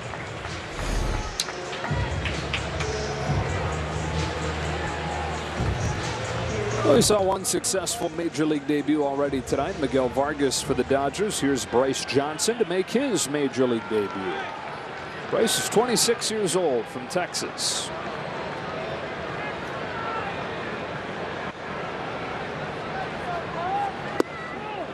I'm talking to Gabe Kapler before the game. He said, you know, it's rare that you call guys up for a glove first. It just doesn't happen anymore. And we've seen the defense here in San Francisco and a lot of the outfield. And he said, we want his glove. And it was a big push from the minors on up of, not that he can't hit. I mean, you saw the numbers, they're good, but you know, there's 4 or 5 guys offensively that would be in front of him if that's what you're looking for, a bat. But he's like, I believe this team, the biggest missing piece is our defense. And we want to get guys up here that can help that. Bryce Johnson is one of them. One of the last straws is last night's game, seeing those balls fall in that should have been caught in the gaps and in short center field. Swing and a miss on a changeup, 1-2. Well, Gabe talked about how that affects their pitcher. I mean, in the dugout, he was like, the conversation is about that, and it's the frustration, and it builds, and then you see guys overthrow, and it's amazing how 1 or 2 errors can bleed into everything else your team does.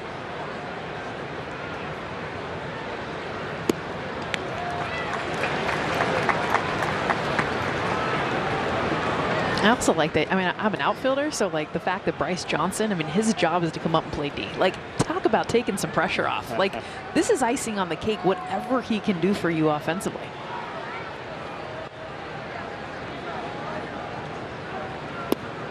Good take on the changeup here. And as good as he is defensively, and he's won Gold Gloves every step of the way in the minors, the offensive numbers, like you touched on, not bad. He's hitting 280 something. Enough offense where you can say, we're just going to bring you up for the glove and take what we get with the bat. On a 3-2 from Urias. He swings and misses at the high fastball. Urias with 5 Ks. Perfect once through the order.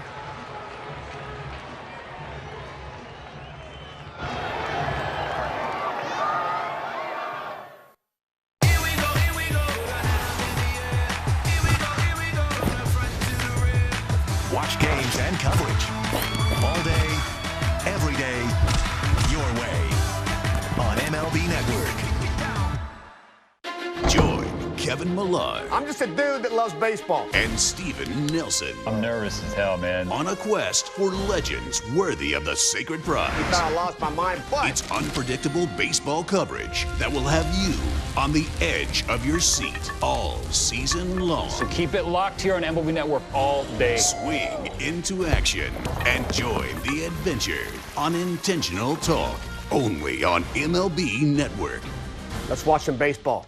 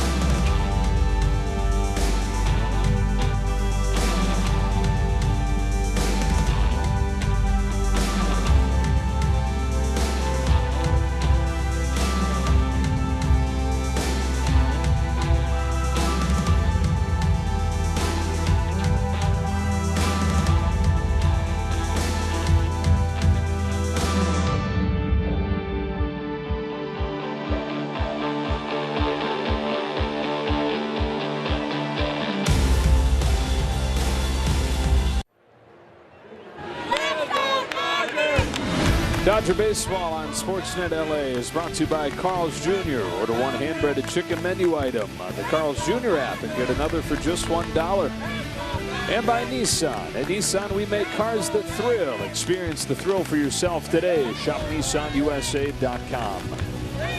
Dodgers 1, Giants nothing on a double from Miguel Vargas. To the fourth we go. Max Muncy leads it off against Alex Cobb and takes a breaking ball to the dirt, 1-0. Max Muncy's debut, April 25th, 2015. Got the call at 3 a.m. and the AAA affiliate of the Oakland A's was in Nashville. So he gets the call. Okay, you got a flight at 6, and he had just gone to bed. So he didn't get any sleep. Yeah. He goes and grabs his stuff as fast as he can from the stadium, gets on that 6 a.m. flight, lands in Vegas for a connection. Quick layover there, Vegas to Oakland. Rips this ball on a line to right, leadoff base hit. So he gets to Oakland late in the morning. They've got a 1 o'clock game that day, and he's in the lineup playing third base, which he hadn't played all year. He said, "What do I remember about my big league debut? I was exhausted."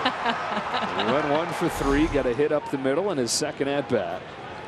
With the exhaustion, the overwhelming memory of that day. Well, you've said that, Joe, like how sometimes that can be better because the adrenaline, the nerves, everything that you feel. Of course, your first time getting called up, so almost having a bit of the, okay, I just got to come up here and hit. It's ball one on Trace Thompson. He said, had that start that day, got my first big league hit, felt like I was big leaguer. It'd be another 3 weeks before he started another game. And he's getting his opportunities off of the bench, but they could come up in the 9th inning against some closer. And geez, just like, this is not fun.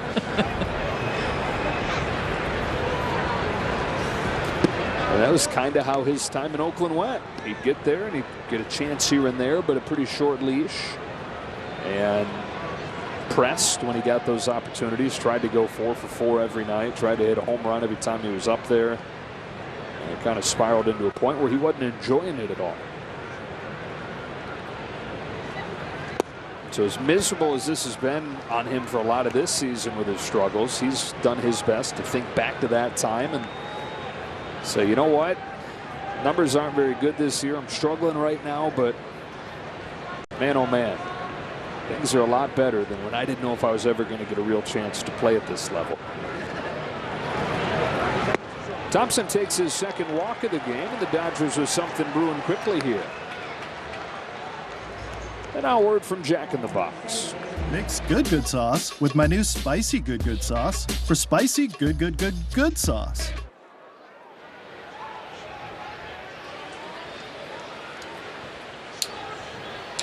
Single from Muncy, walk from Thompson. Here's Gavin Lux.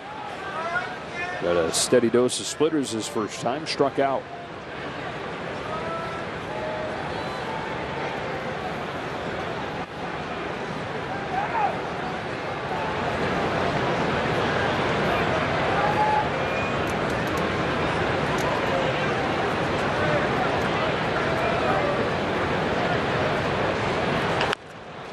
First pitch splitter here, back to Cobb. Was going to go to third, but nobody was home, and so gets the out at first.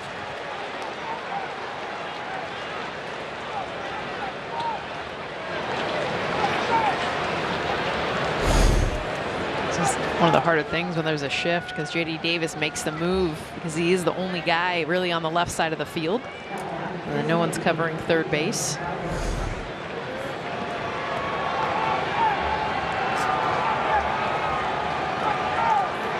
All right, so second and third, one gone for Vargas. Rocked a double to the opposite field to score the Dodgers run in his first big league at bat. A double that would have been out, by the way, in 17 stadiums, wow, including Dodger Stadium. Huh. Most difficult corners to try to hit it, and that's where he found it in right center. He'll take the double, though. Sure. Infield pulled in against him. First pitch from Cobb. 1 ball, no strikes. Here is the Statcast. Prove it, Jess. Prove it. Look at that. Dodger State, we even put it overlaid in here in San Francisco. So he's got a home run in LA right now. All right. I think officially on the stat sheet that goes down as 0.5 home runs.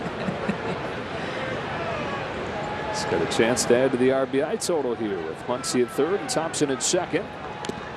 Fouls this one off, and it's 1-1.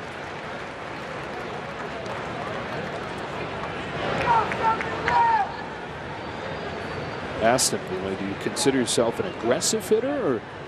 And he said, if it's a strike, and isn't that what you want? Well, guys that swing at strikes and take balls. He's shown a pretty good track record of doing that.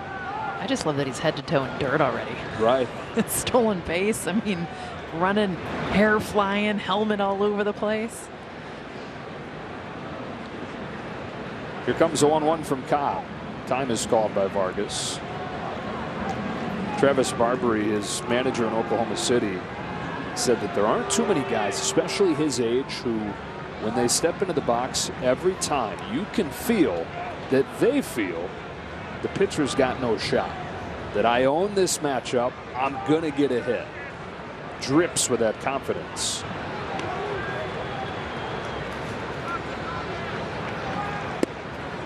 He's ahead 2-1. Here's how he got dirty, had the double, and then 1 pitch later took off third. Easy steal. He's going to need a strap for that helmet. That is stopped by Davis, who twirls and comes home, not in time. Muncy's in. Vargas is knocked in 2 in 2 plate appearances. The catcher, Joey Bart, seems to think that he got the tag on Muncy. The Giants will check.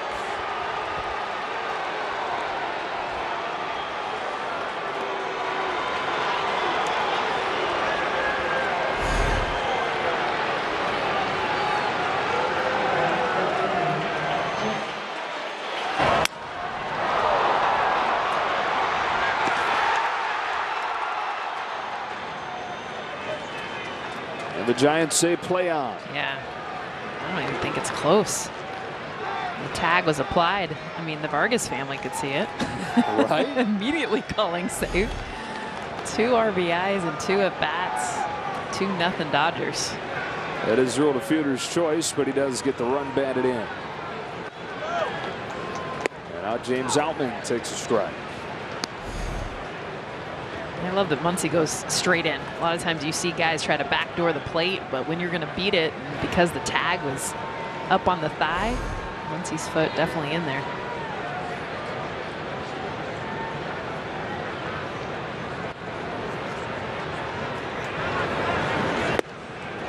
Oh, 0-2.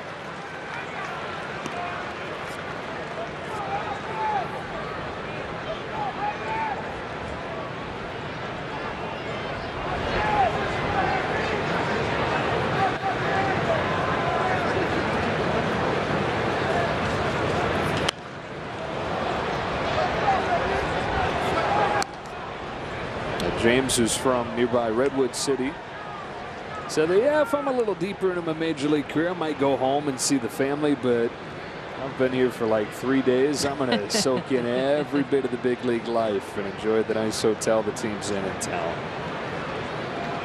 Saw his family in the lobby coming down to hang out. He's down on strikes here. Yeah, you come to me, Mom and Dad. Well, they were looking around going, this is pretty dang cool. Strike out on the splitter. That's 2 Ks on the same pitch for Outman. And that is 6 Ks total for Cobb after the 11 against the Cubs on Friday. 2 on 2 out. The hitter's Austin Barnes. Gets in on it. Pop up. First base, Brandon Belt inning over. Dodgers have a 2-0 lead, and the kid has knocked in both.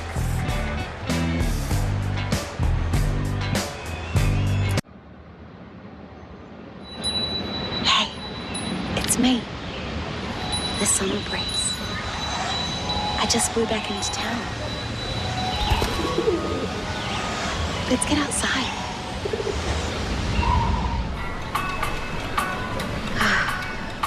Much better.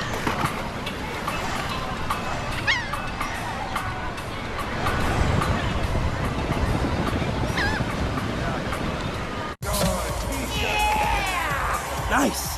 What?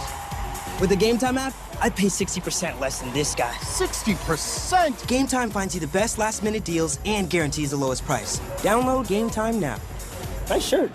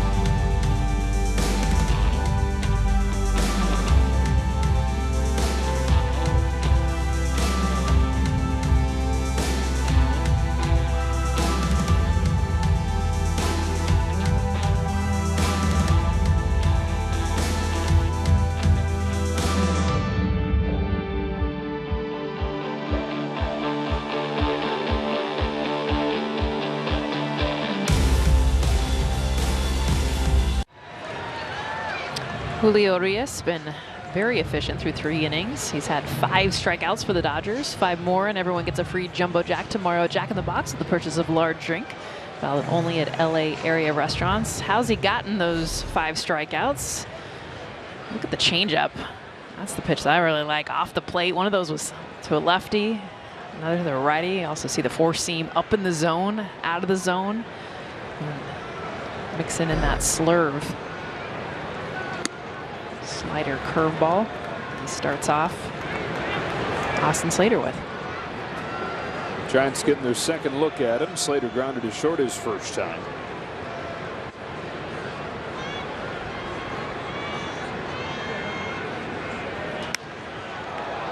Slater, after he hit close to 400 in July, is 0 for 10 in this series. Pitchers adjusting back to him. The big reason he had that successful July was batting average on the fastball, 100 points higher than he's had actually in his career. Just went on a tear.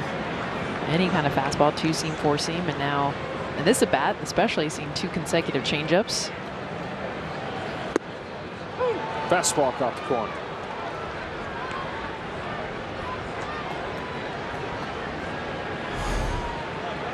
After same side of the plate, 2 off speed, goes right back with 95.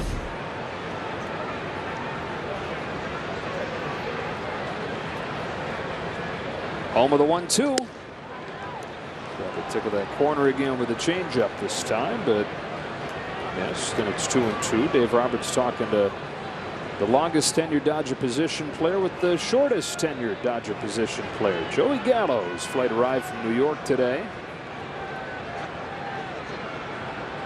Dave going to give him time to settle in.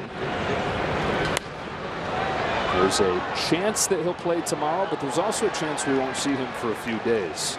Dave Roberts was going to plan to talk to him, obviously seeing that here, but was going to have a longer discussion with him after the game today and kind of see where his head's at, see what he wanted.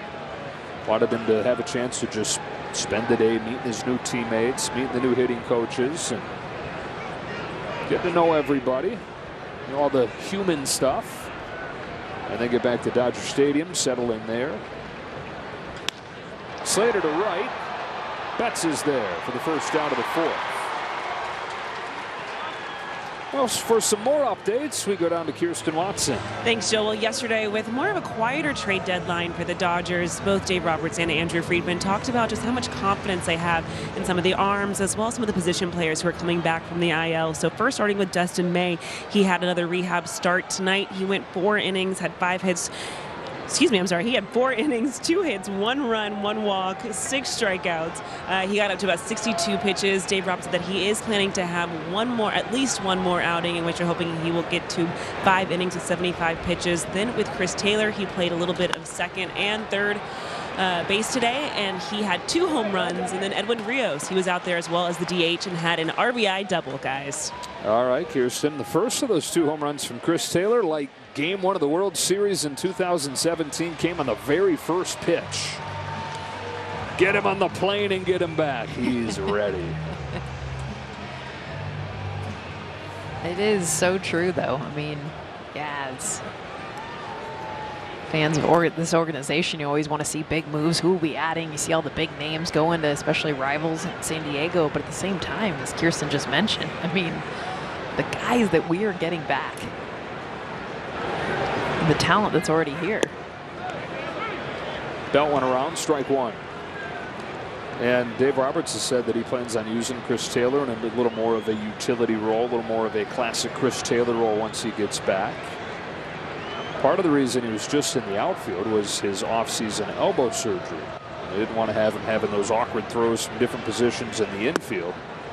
So they just had him play the outfield where it was a truer, easier arm stroke on him. But that arm feels fine now. And the problem has become the foot, right, that he's healing. So less running around playing the infield. And that'll function as a little bit of a platoon in left with him and Joey Gallo. Chris will still start games against right-handed pitching when they find time for him in the infield. That's where the versatility comes into play. It's incredible, though, when you think about, what the 2 rooks that just got called up are doing as well, and Trace Thompson and how well he's been. Just a lot of talent. And I'm interested to see the Dodgers and how they can work with Joey Gallo. He's definitely shown what that ceiling can be, how good he can be. Belt down the line. That is a fair ball. First base runner of the game for the Giants. He's on his way to second. Here comes the cannon. This time not quite in time.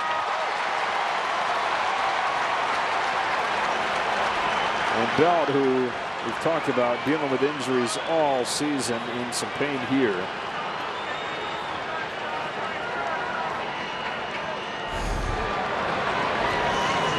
Fastball in, drives it down that right field line. Not moving quite as well as we've seen him move in the past. We mentioned he's quote unquote healthy, but still not 100%. You see it with the reacts there on the slide.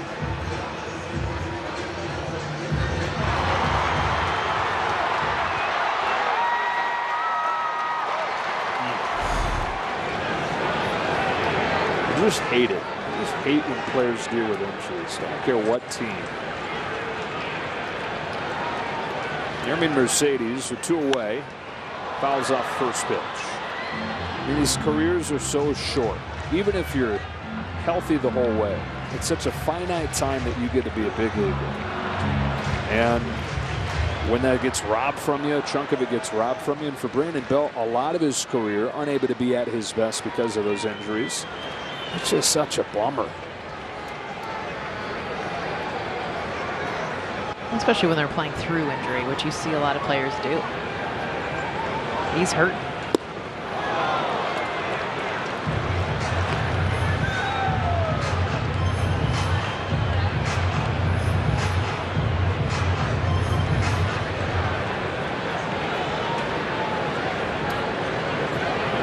Go upstairs again, Julio. See how high Yermin Mercedes is willing to swing.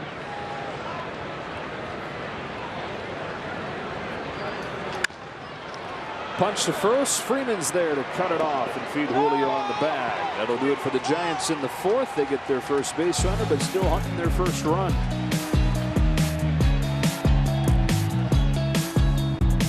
Looking for dinner made easy? Move over meal prep and make way for pre-chopped and pre-portioned ingredients. Hit the road hard to follow recipes and say hello to easy breezy meals. Peace out, pile of dishes, and welcome easy cleanup. Well, hello there, Home Chef. Home Chef oven ready meals. pre-chopped and pre-portioned recipes without the prep or mess. Get 16 free meals when you sign up at homechef.com. Home Chef. Delicious meat simple. Prescription eyewear can be really expensive. But here's the secret. Glasses don't actually cost that much to make. Surprise! Especially when you design your own eyewear and then sell it directly to your customers. Like we do. Oh, hi. We're Warby Parker. Our glasses start at $95, including prescription lenses. And the best part? You could try 5 pairs for free at warbyparker.com. So a few months ago, I realized I was losing my hair, and then I found Hims. And a licensed healthcare provider prescribed me this new spray. The results have been amazing. I only wish I'd started sooner. Like if you could start yesterday, do that. Regrow your hair in as little as 3 to 6 months. Visit forhims.com.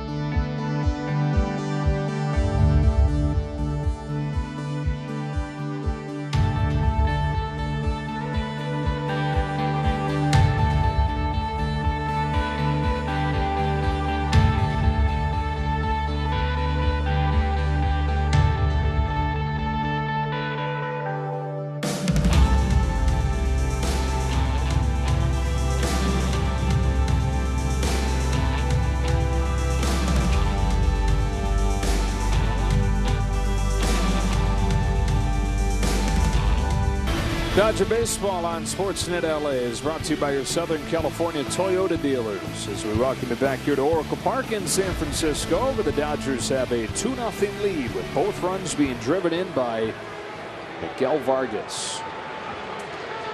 Get the secret handshakes going.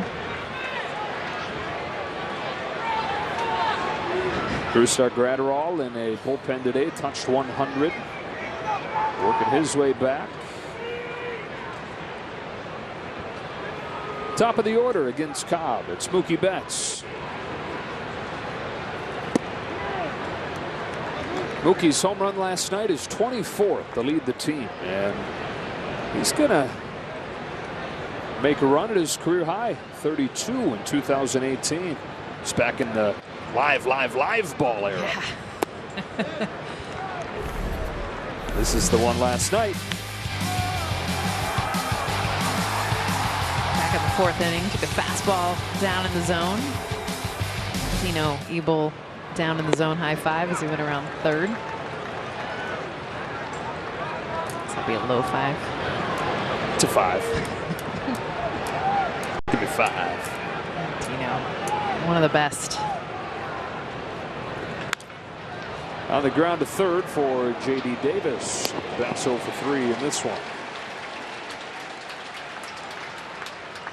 By the way, a scoring change for you.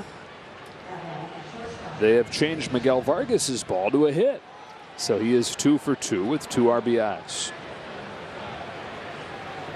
That's amazing. And I mean, you would never know because J.D. Davis was going home the whole way. But he crushed it. Is it hard? Made him move. Crushed his bat too. Blew it up. Yeah. So he's gotten a lot of firsts in this game. First hit, first extra base hit, first RBI, and first blown up bat.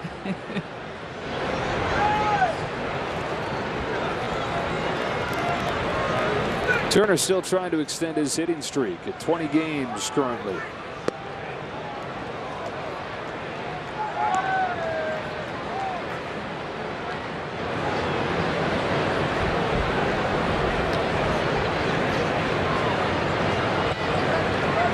Cobb's 1-1 to him. And the dirt, ball 2. Here is the now base hit. Left with the handle. Keep that souvenir. That's right. Authenticate it if you can fit a sticker on what's left.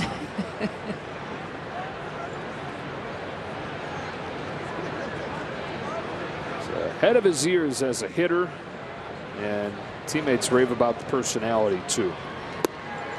2-2 on Turner. Competitive, fiery, competitive type, but also really likable guy. 2-2 pitch. Grounded foul.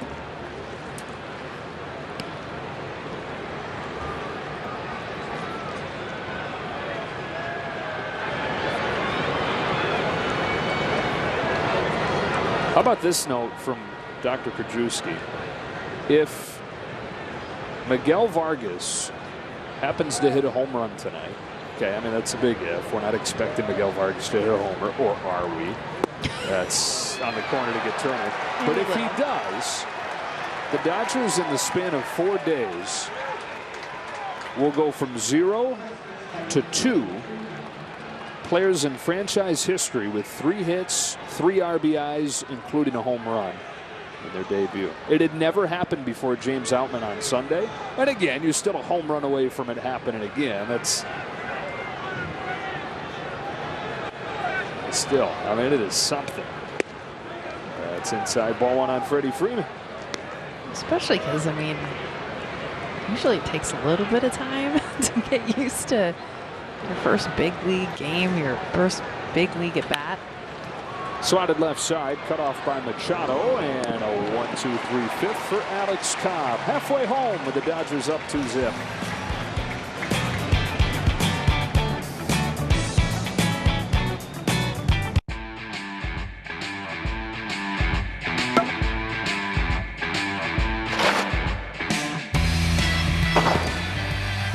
It's time for MLB Pitch Hit and Run, the official youth skills competition of Major League Baseball. Sign up for free for a chance to play your way to the 2022 Pitch Hit and Run National Finals. Visit pitchhitrun.com today. It is gone! Every time he steps up to the plate, goes into his windup, or runs one down. He caught it! Oh, you won't see a better one than that! He competes not only against the other team, but against the toughest adversary, himself. MLB Tonight, where the best outdo their best on MLB Network.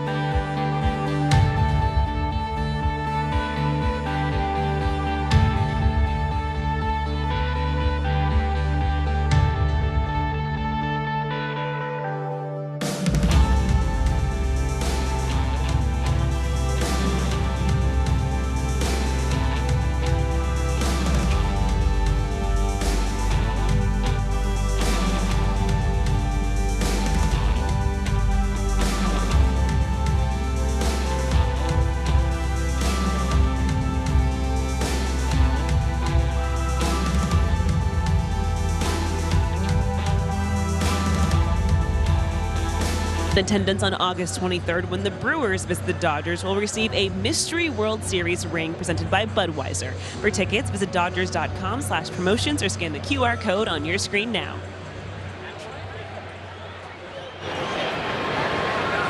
All right, Kirsten back here at Oracle Park where the Dodgers lead the Giants 2-0. And Julio Urias has given up just 1 base runner through 4.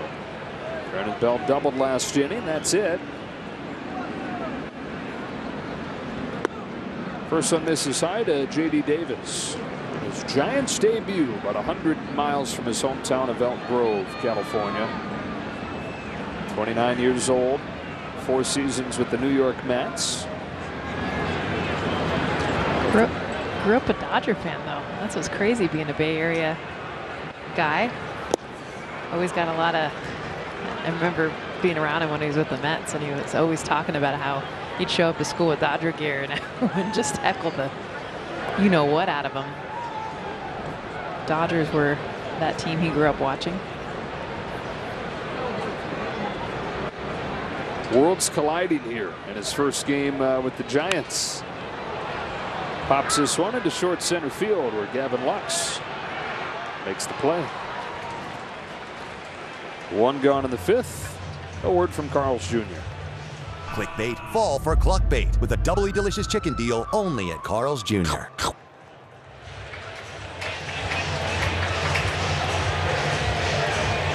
Urias against Luis Gonzalez. A couple guys born in Mexico.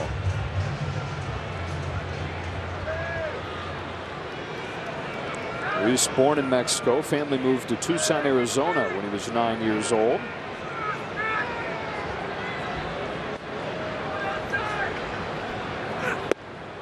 Fastball by him, strike one. Didn't know any English when he got to the United States as a 9-year-old. We've heard Wilmer Flores learned English by watching Friends. Luis Gonzalez learned English watching That's So Raven on the Disney Channel. That's so Raven. 2 out. This is when I wish we had the camera. Yes, Joe, that was so good. Hey, thanks, on Kirsten. you. Are we gonna sing it together? I've done my part. Duet, Right, go for it. It's the future. I can see. I'm just kidding. Nice. Oh, Kirsten, if you could have seen the look on his face when he was singing, like totally So channeling. Raven? Yes. Yeah, my inner Raven really came out there. Inner Disney Junior. Your dad. Yeah, that was more from actually watching it myself, though. Okay. Joey Bart with 2 gone. Pulls it foul. Lined out his first time, hit a home run last night. He's shown incremental improvement since a few weeks in AAA in June.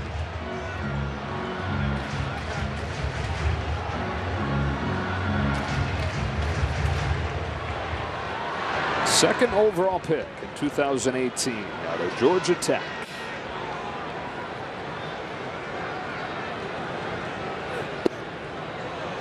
One ball, one strike as that breaker misses just inside. Joey a catcher because that's what his older brother Mikey played. Mikey eventually focused on football, actually played defensive end in North Carolina. Joey played football until he was a freshman in high school. Strong safety. He was a Troy Polamalu type, hard nose. Gets that one by Muncy. Ultimately don't love baseball too much and saw a future developing for himself in baseball. Good choice to stick with that. It's that slurve. Julio Urias driving it just past Max Muncy's glove.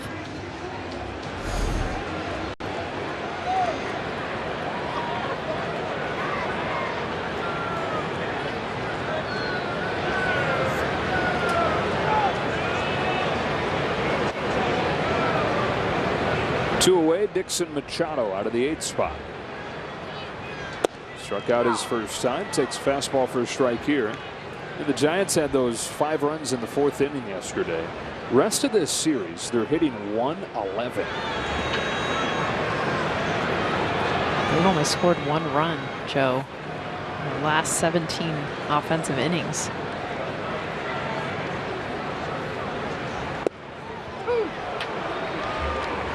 Bat's been quiet.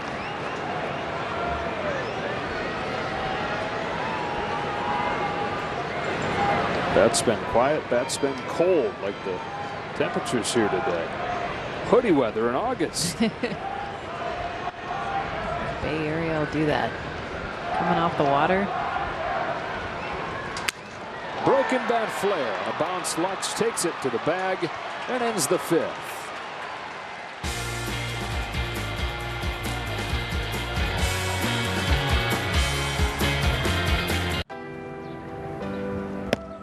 Nice throw. Major League Baseball and the Boys and Girls Clubs of America. That's beautiful. Are dedicated to guiding kids through the first tries. It's all good, Aaron. The curveballs. There you go. And the big dreams. Setting them up to make great plays. On and off the field. Building brighter futures together. Today, I consider myself the luckiest man on the face of the earth. Jackie Robinson punching home run into the left field stand.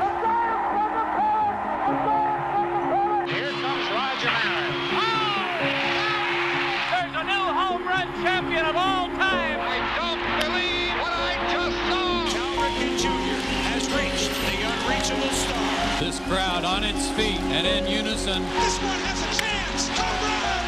Mike Piazza! The Boston Red Sox are world champions. Welcome to the first night of MLB Network. Number 600 for Jim Thome. That ball is gone. 106. That would be a new record. It is caught. Oh, what a catch by Mike Trout. The Cubs have finally won it all. The Atlanta Braves are world champions.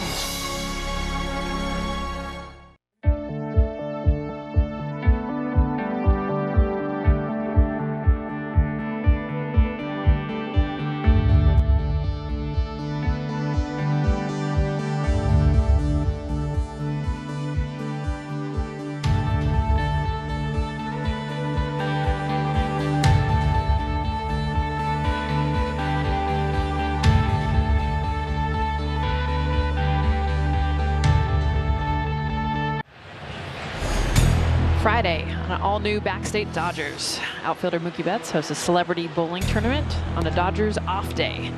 And outfielder James Outman joins the team in Colorado and makes his major league debut, a very memorable one. Don't miss Backstage Dodgers, presented by Cadillac, Friday after the postgame show.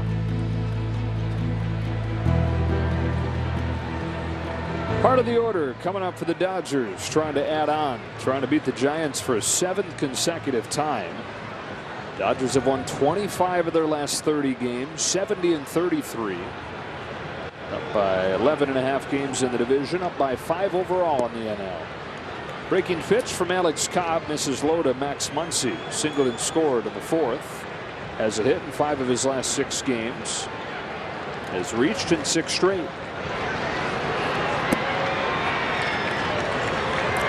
Two consecutive curveballs. We've seen more curveballs tonight from Alex Cobb than we've seen the last month and a half. We talked about Joe kind of trying to mix it up. This Dodger team, knowing Alex Cobb very well, having a lot of success against him.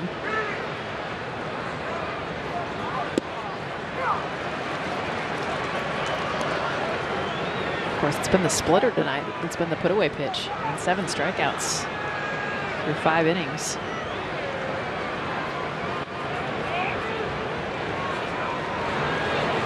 Two-1. Muncy lifts the ball to right field. Yeah, kind of hooked that one off the end of the barrel, and Slater caught it.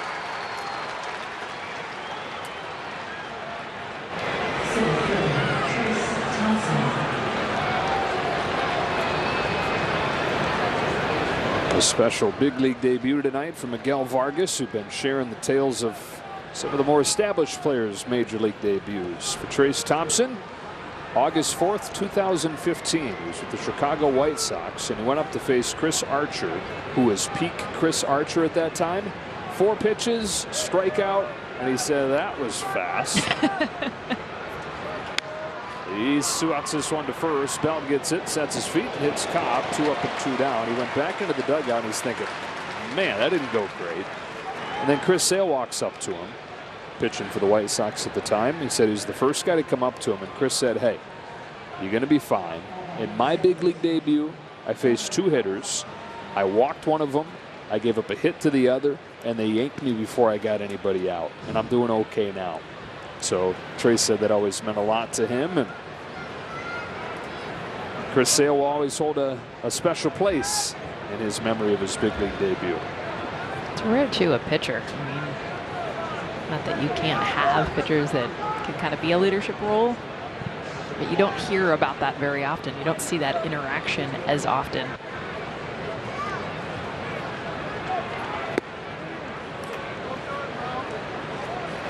Lux's debut, more recent, singled on the very first pitch that he saw.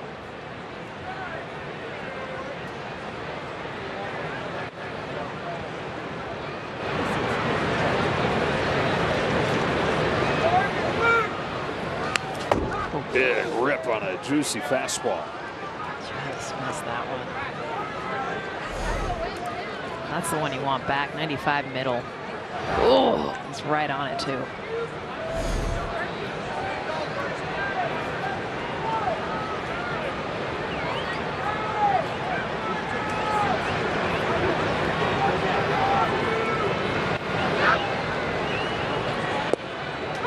that breaking pitch.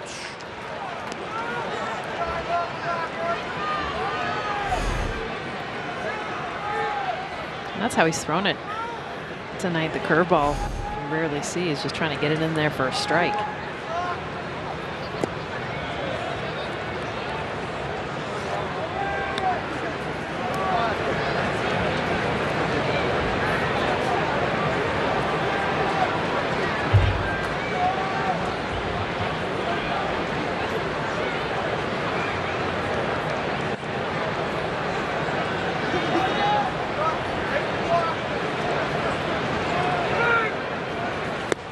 Got him with a high fastball.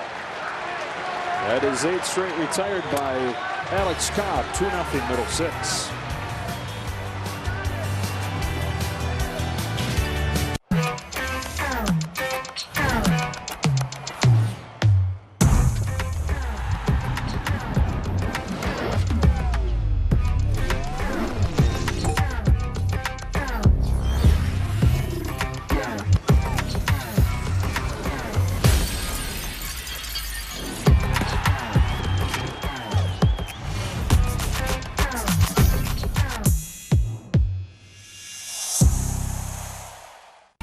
Inside jokes. Hey, look, it's Mike Napafanakis. To insiders' perspectives. I like over 5.5 strikeouts on Walker Buehler. Your best bet is the pregame spread. Served up only on MLB Network.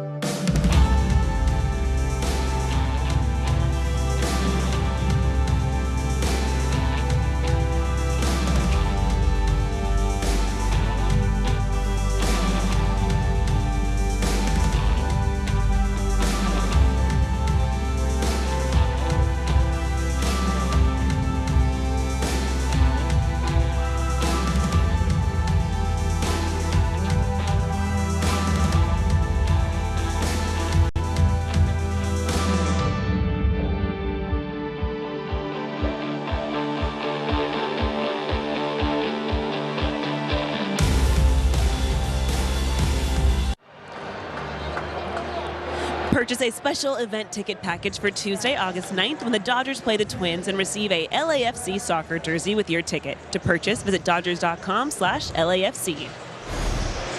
Julio Urias tonight through 5 innings. Been stellar, efficient. He's got 5 Ks already on the night. A lot of swing and miss, mixing in elevated fastball, that slurve, changeup, just the 2 hits. Looking sharp. On just 61 pitches. Bryce Johnson keeps the efficiency clicking. Swinging and popping the first pitch of the inning to Betts.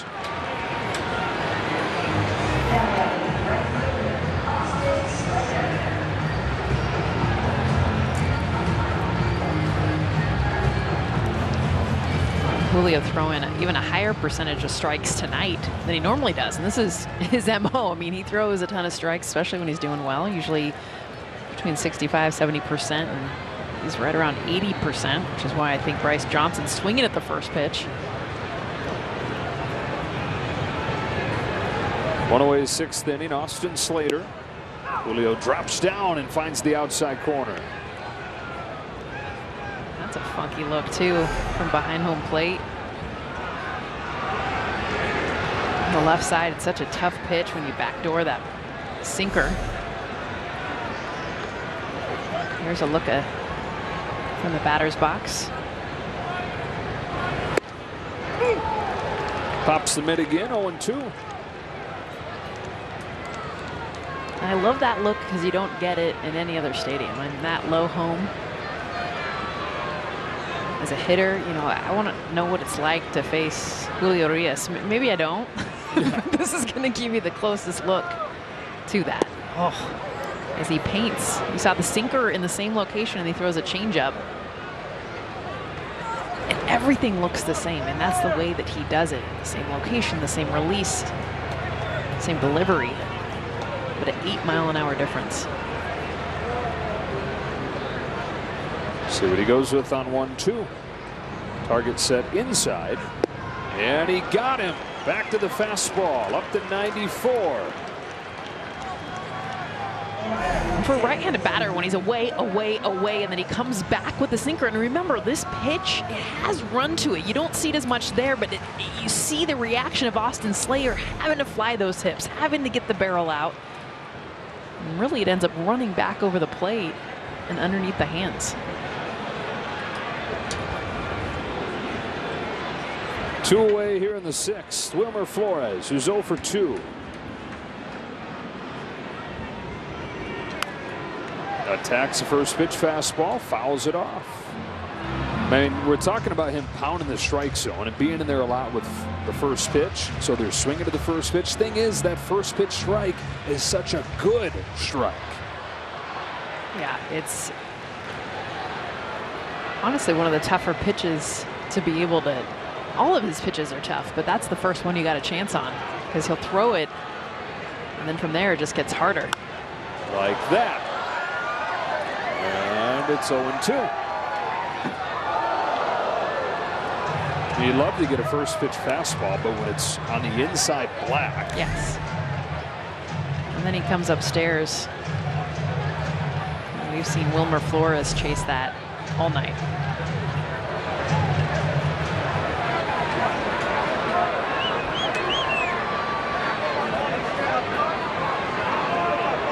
Two runs on 3 hits for the Dodgers, no runs on 2 hits for the Giants.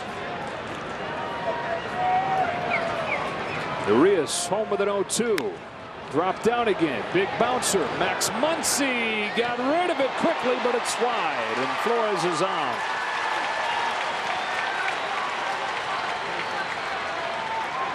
That is a base hit for Flores. Keep the 6th inning going. Yeah, 2 strikes. Flores was just trying to protect with this. This is way off the plate. Gets off the end of the bat about 80 miles an hour. Max Muncy, all he could do is throw off the front foot. We normally see him actually make that throw more of a strike to Freddie. The momentum taking him up the line. How about that move from Freddie? Catch and tag, trying to. Tying run comes to the plate. Brandon Belt, who's homered against Urias a couple times. Not many lefties can say that. And he's got one of their 3 hits. Oh. That's one he'd like to have back. Yes, you're not going to see many of those. As many as you will see strikes. He's going to paint. This one is a miss. Middle. Belt misses it back.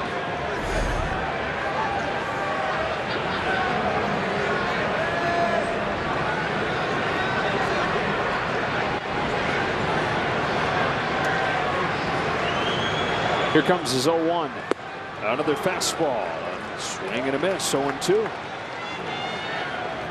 As good as his fastball's been tonight, Joe, it's nights like tonight. It's like, yes, he's got that great breaking ball, the changeup that we've seen, but his fastball's playing up more 98, 99. These Giants hitters have been late on it. Tying run at the plate, 6th inning, and an 0-2 pitch. Sticks with a fastball, and it's swatted foul.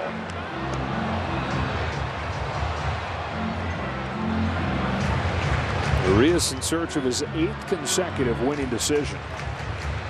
10-6 on the year. Top 5 in ERA. Down to 258 with a 5 2/3 shutout innings to this point. And doing it again to the Giants. 2 runs in 23 innings against them this year. Another 0-2 pitch. That lefty-lefty change taken for a ball.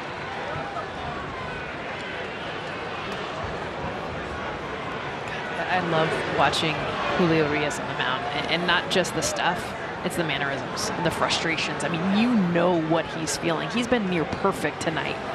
He doesn't get his changeup right where he wants it. He's immediately punching his side, trying to rework it, trying to get better, even in game.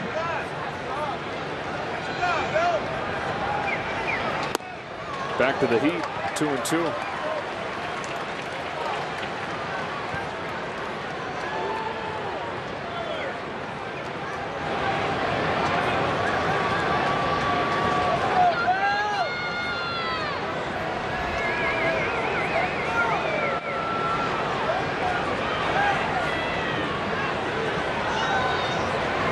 Flores at first, 2 away.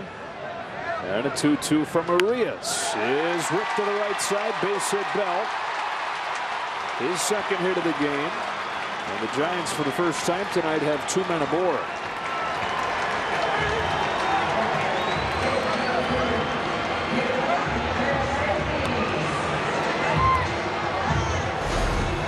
Dodgers are lucky that Bell put a 2-strike swing on a fastball that was right down the middle. Bell got underneath this at all. This could have been a ball in the gap, scoring a run. Instead, he's just got a 2-strike kind of 3/4 swing that he plops down into right field. So the Giants now 4 hits. All 4 have come with 2 out. They've got the tying run on, and they've got a tough customer in these situations. The league hitting 121 with runners in scoring position and 2 outs. That tall order belongs to Yermin Mercedes. Fastball misses, 1-0. Mercedes pick up from the White Sox. Activated him in late June. Finds himself hitting cleanup for the Giants here in August. 0 for 2 tonight, 1 for 10 in this series. On a 1-0 pitch, Mercedes swings and misses, 1-1. He didn't see this at all. I mean, watch the swing. This is fastball swing. Doesn't even pick it up until about 3/4 of the way. That ain't a fastball.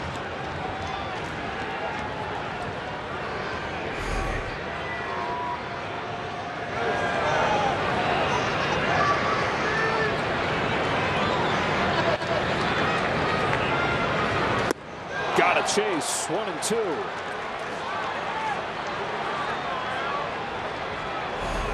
Urias hasn't even thrown him a strike. Gotten him twice, one down in the dirt on the changeup, then upstairs the fastball.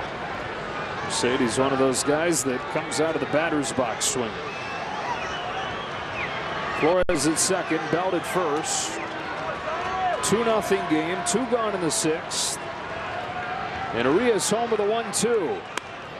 Got his bat and a changeup in center field. Trace Thompson makes the catch and ends the inning. 6 scoreless innings from Julio Urias. 2-0 to the 7th.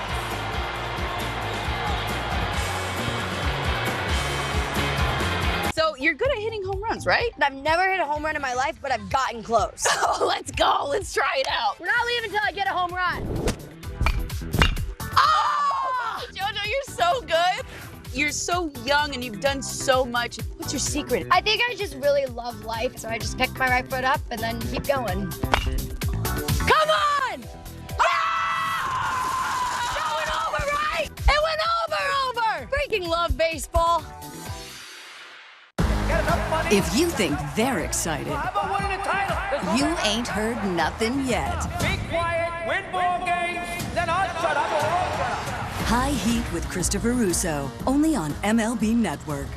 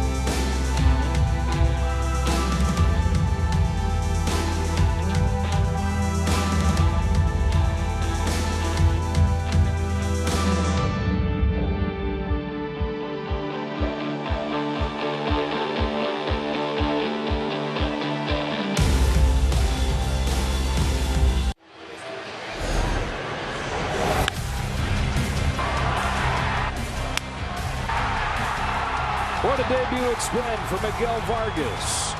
With his family in attendance, we go inside the box score. He's doing his best James Outman impression from his debut. James, the first Dodger ever with 3 hits, including a home run and 3 knocked in his debut. Dodgers tonight have 3 hits. Vargas has 2. They have 2 runs. Vargas has driven in both. And it's Vargas at the plate. Outman on deck against Alex Cobb here in the 7th.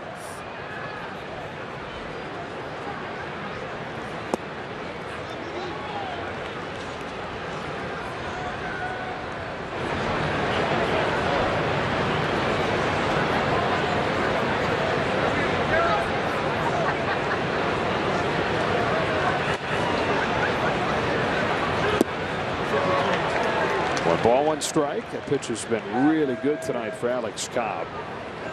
He's throwing it more than ever. Over 50% with the pitch tonight. Why not? The movement he's getting on it, the chase.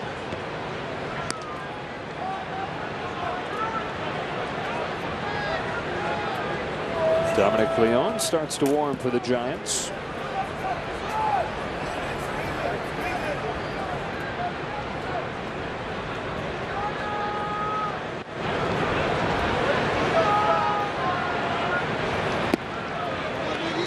Balls, 1 strike.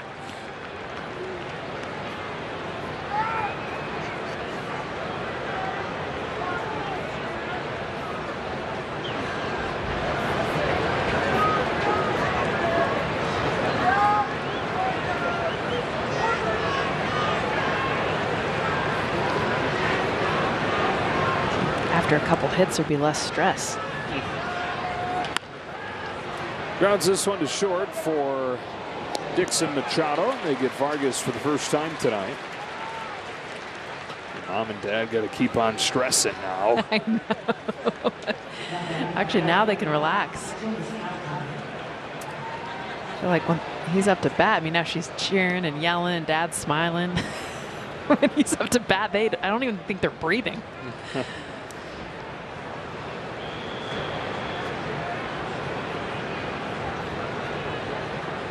They're talking about that splitter. Alex Cobb has thrown a bunch tonight. He's leaned on it to get Outman both times.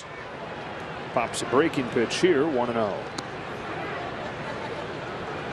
Hey, it's the Outman family right behind him. Easy trip from Redwood City.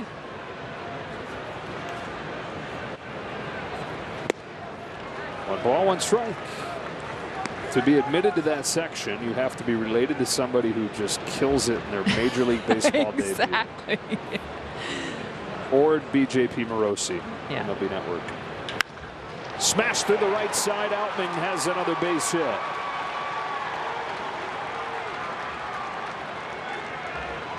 Old news, Dad's saying. Ho hum. He does this all the time. They lost their mind. Oh, that's cute. This is off the splitter, too. We talked about the success of this pitch tonight. James Outman, nice job of getting one up in the zone.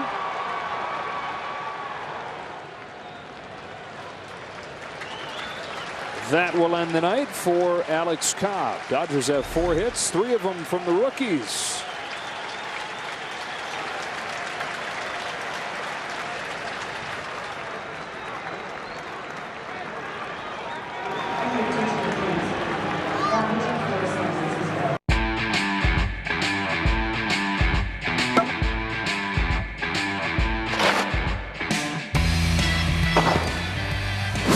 Time for MLB Pitch, Hit, and Run, the official youth skills competition of Major League Baseball.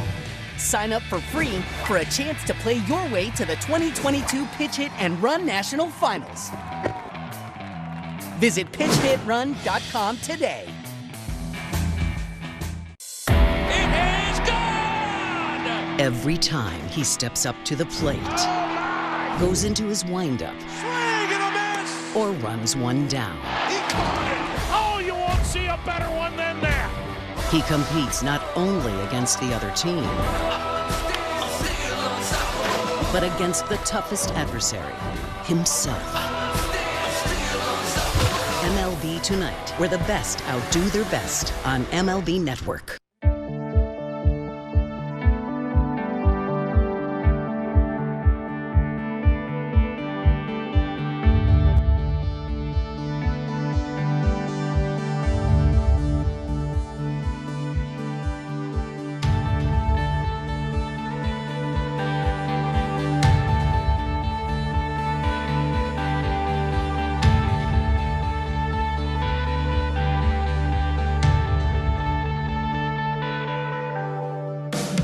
Spicy chicken strips are back at Jack in the Box for a limited time, starting at just $5.49. And by the SoCal BMW Centers. BMW, the ultimate driving machine. Back in San Francisco. Jess, I think I can see you down there with your family running the bridge. Yes, right? That's what we did yesterday. One of the musts here in San Francisco. James Outman with a base hit to finish off the day for Alex Cobb. Dodgers up 2-0 and into the Giants bullpen. This is Dominic Leone. Well, he was good early this season, has struggled definitely the last month and a half. This Dodger team, as they do against a lot of opposing pitchers, have absolutely owned them. Last 2 appearances over a 20 ERA against this lineup.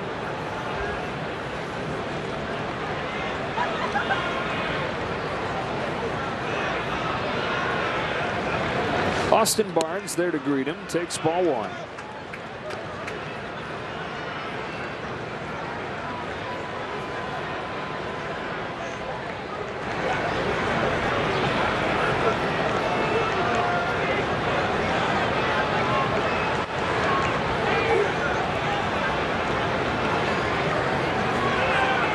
There goes Outman, hit and run under Outman into right center field. How about that? You don't often see that these days. The throw gets away. Outman is ready to pounce, but Leone was there to back it up.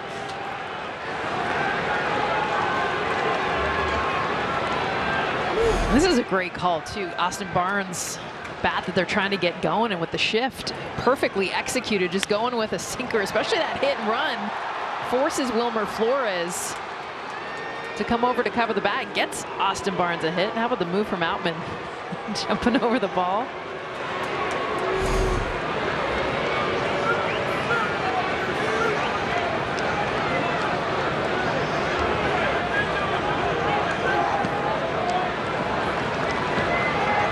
So 1st and 3rd, a chance for some insurance here with Mookie Betts.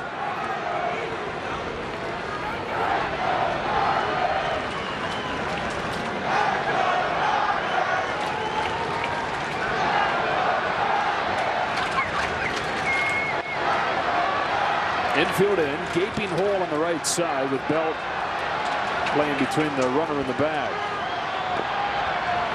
Bart smothers it, 1-0.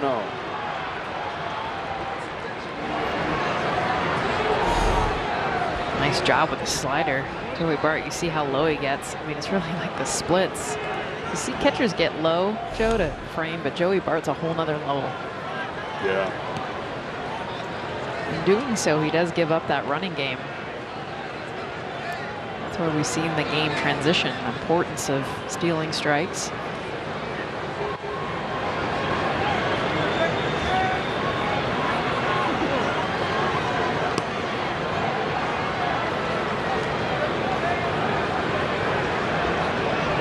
Here comes a 1-0. Bat slips a fly ball to right field that will be plenty deep enough to bring home James Outman. And the Dodgers lead 3-0. Sacrifice fly, Mookie Betts.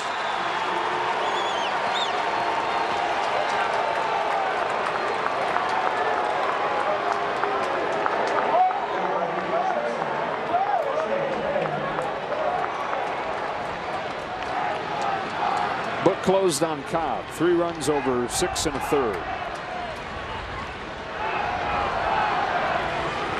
2 gone in the 7th now for Trey Turner, who is running out of chances to extend that hitting streak. A couple strikeouts and a ground out against Leone.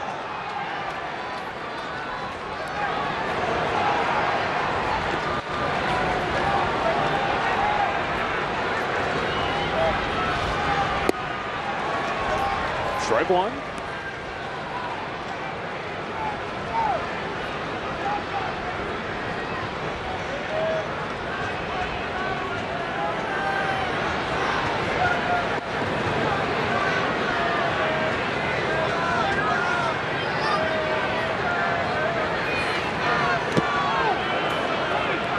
No swing, 1-1.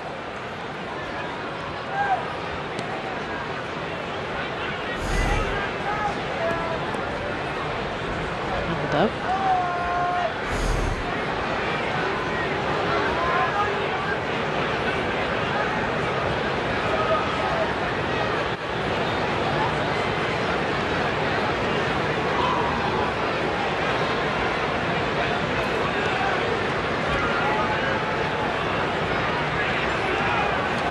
There goes Barnes, and it's fouled back.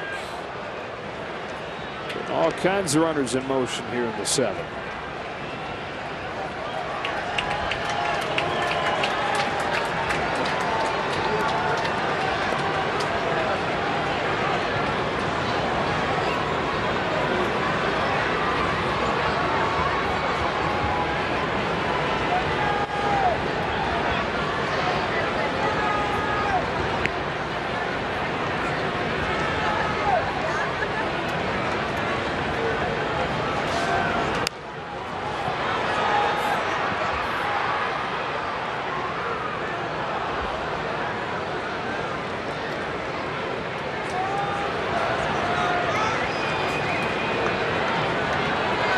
Dodgers up 3-0. Padres down in San Diego up 9-1. Grand slam from Brandon Drury in his first at-bat with the Padres.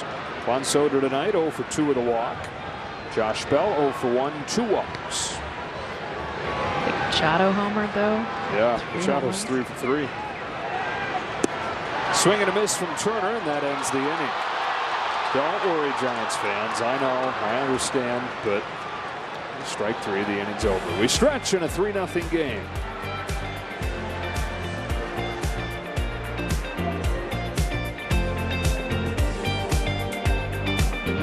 So a few months ago, I realized I was losing my hair, and then I found Hims. And a licensed healthcare provider prescribed me this new spray. The results have been amazing. I only wish I'd started sooner. Like if you could start yesterday, do that. Regrow your hair in as little as 3 to 6 months. Visit 4hims.com. Karsten Sabathia trains in Win Reality. I love it. So Karsten hits in reality.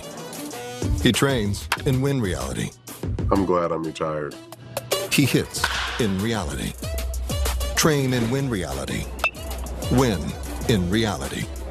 See infinite game speed pitches, work on timing, pitch recognition, and get more hits. Train new school. Hit old school. Be ready for real. Win reality. Hey, it's me. The summer breeze. I just flew back into town. Let's get outside.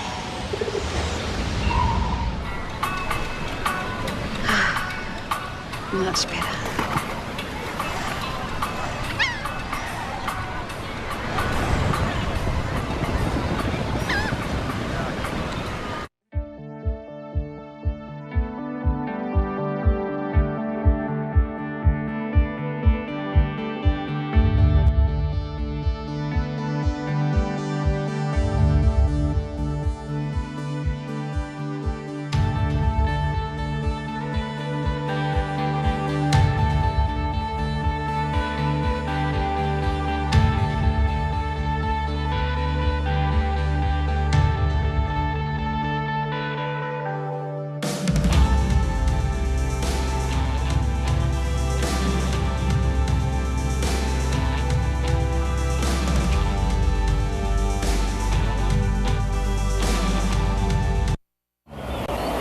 Two to Harvey Keene. 1 strike away.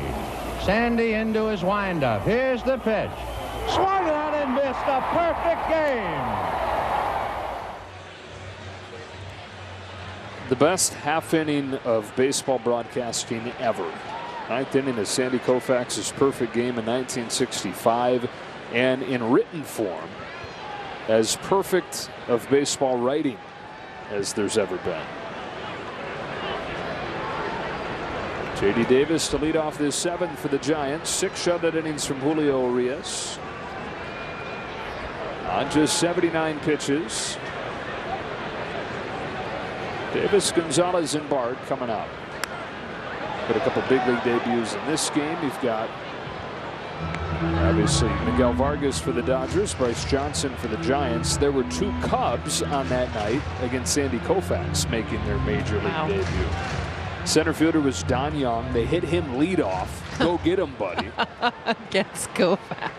The left fielder was a guy named Byron Brown, who landed at LAX that day. And the clubby goes and picks him up from the airport.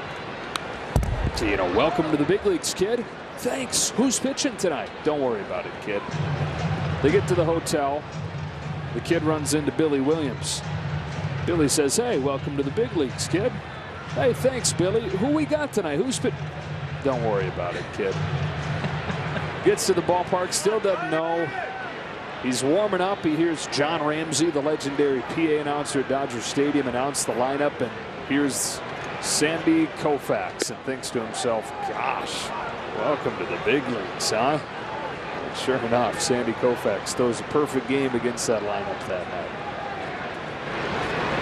night. You said this last night, but to listen to that full half inning, you always hear the final out, the final strike. But I feel like the best part of that was talking about taking you inside the shoes of Koufax, the loneliest place in the world to be on that Dodger mound, something you wouldn't think about until you realize how isolated pitchers are in that moment, whether it's shots in the dugout, now no one's talking to him. It's such a beautiful thing, and to be able to hear that entire half inning and not just the end. And for Vin to put the timestamps all over the end to make it extra special for Sandy. Said he wanted him to have a keepsake where he could go back and listen to that and have it be a little bit different than the other ones, because it is 4th straight year with a no-hitter for Sandy. Kind of become old hat doing the no-hitter thing. This is obviously a perfect game. He also wanted to set it apart for that. And so that's why he did the timestamp thing.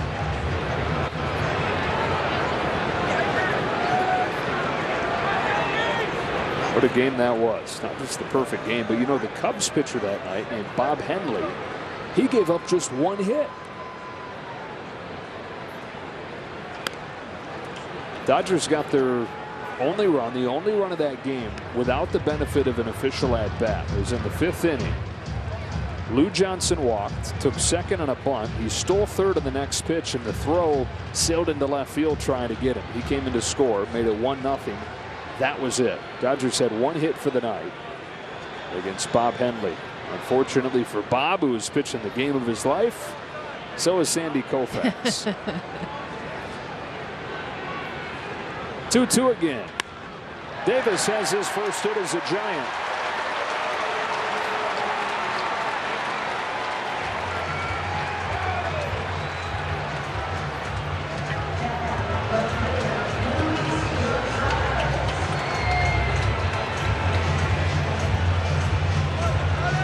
Don't you think he wants to ask him to keep that ball, but he doesn't want to be that guy? Trying to play it off like it's no big deal. He should keep it. A little surprised nobody from the Giants dugout's helping him out, because of course you don't want to be that guy that says, hey, keep that from me. Oh, somebody just did. Good.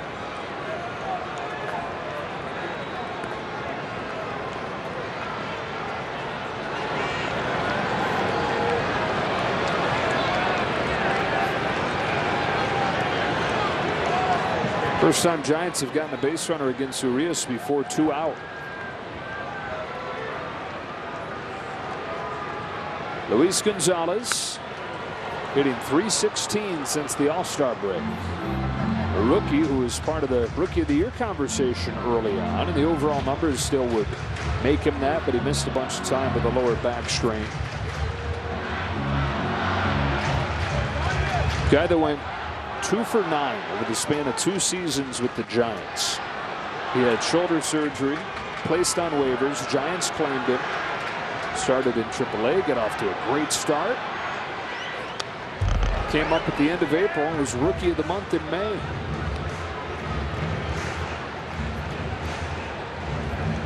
Caleb Ferguson loose in.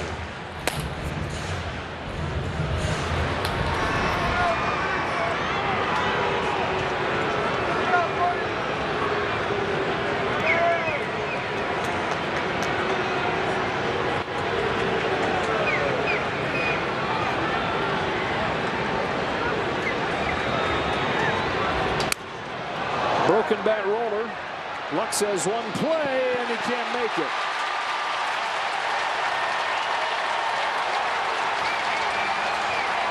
Ruled a base hit.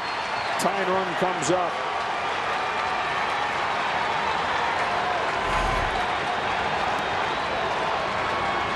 It's a changeup that jams it. You don't say that very often. Left on left change right at the hands. 45 miles an hour off the bat after it busted. Gavin Lux unable to hold on. Still ruled a hit.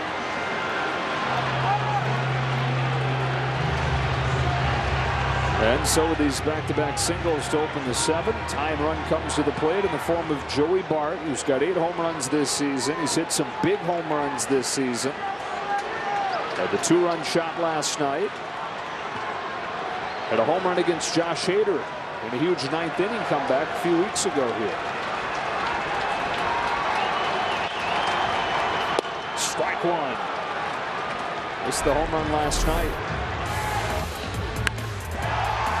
Came off of Tyler Anderson.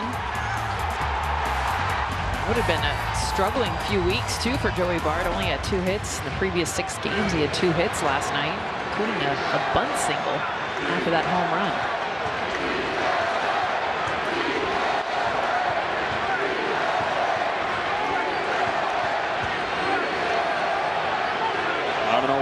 Bart watches the change miss.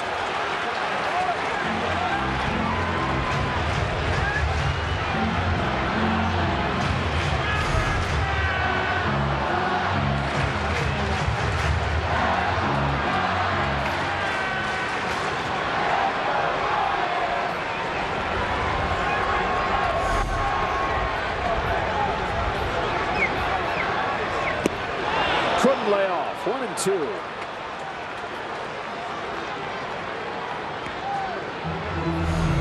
Joey Bart's whole body went after this. Definitely did not check his swing. He's gone all the way around. Well, for Bart this year against left-handed pitching, it's been all or nothing. He's got just 8 hits against lefties, 5 of them home runs. He's got Davis at second, Gonzalez at first, and a 1-2 from Urias. Blocked by Barnes. 2-2.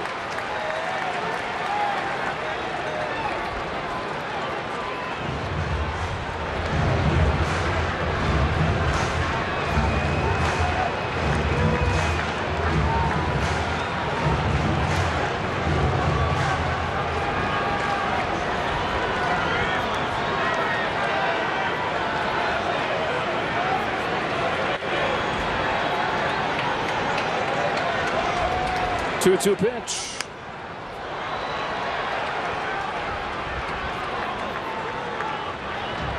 Everything off speed for Joey Bart. A lot of change-ups, a lot of breaking balls.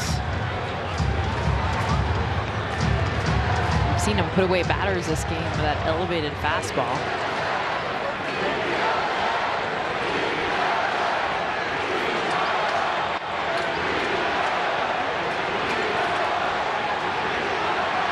Urias so efficient through 5 innings. Pitch count's really gone up the last 2.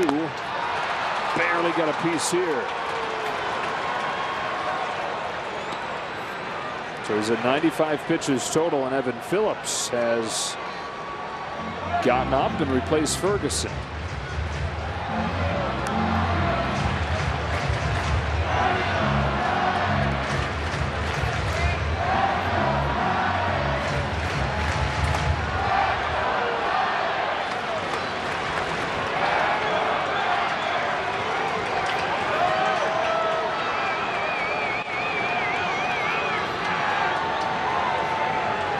Back-to-back singles for the Giants to start the inning. Now 2-2 to Bart.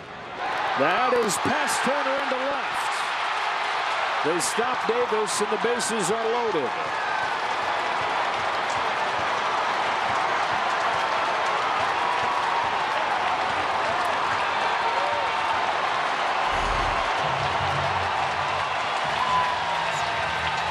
Ball actually not hit that hard off the bat.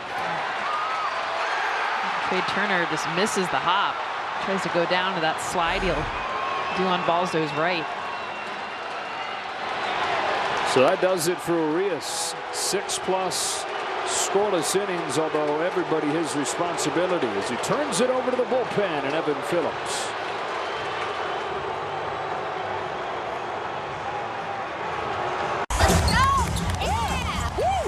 With the Game Time app, I paid 60% less than this guy. What? And it's not just sports tickets. It's also concerts. Seriously? Performances, too. Oh, come on! Game Time finds you the best last-minute deals and guarantees the lowest price. Am I underdressed?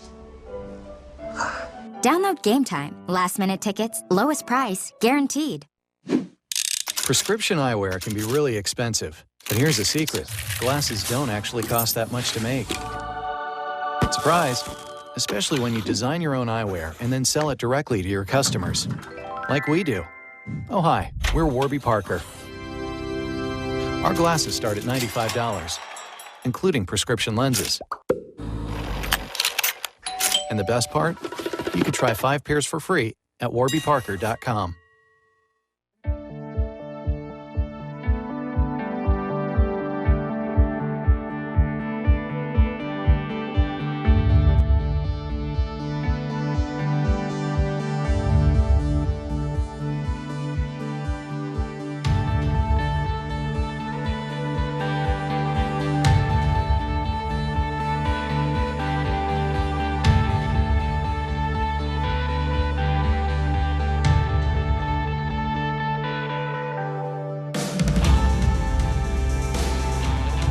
Is brought to you by Morongo Casino Resort and Spa. Good times, less than 90 minutes from wherever you are. Well, Evan Phillips did it last night. He'll try to do it again. That is, get out of a bases loaded, nobody out situation. Since the end of May, 1 earned run in his last 24 appearances. I mean, he's been the guy. If you're talking about just who you can rely on to be consistent, you talked about just the 1 run in the last 24 appearances. Came in last night, 2 strikeouts against the Giants. His stuff has been the best out of the bullpen. The numbers show it, especially as of late. He came on with first and second, nobody out. He gave up the bunt single and then bullied his way out of the jam, getting a couple strikeouts. Here it's 3-0. Dodgers in front, looking for their 7th straight win over the Giants, who have gotten singles from Davis, Gonzalez, and Bart. The 8-hitter Dixon Machado is 0 for 2.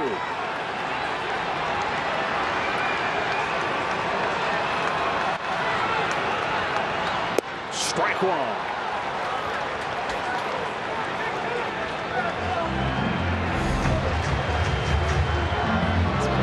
Just absolutely filthy from him, the way he manipulates that pitch.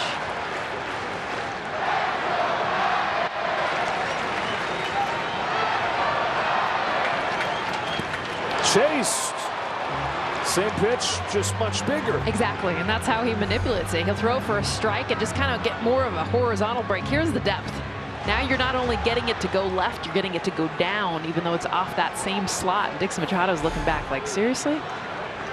It's the same pitch. Yeah, how many of those you got? The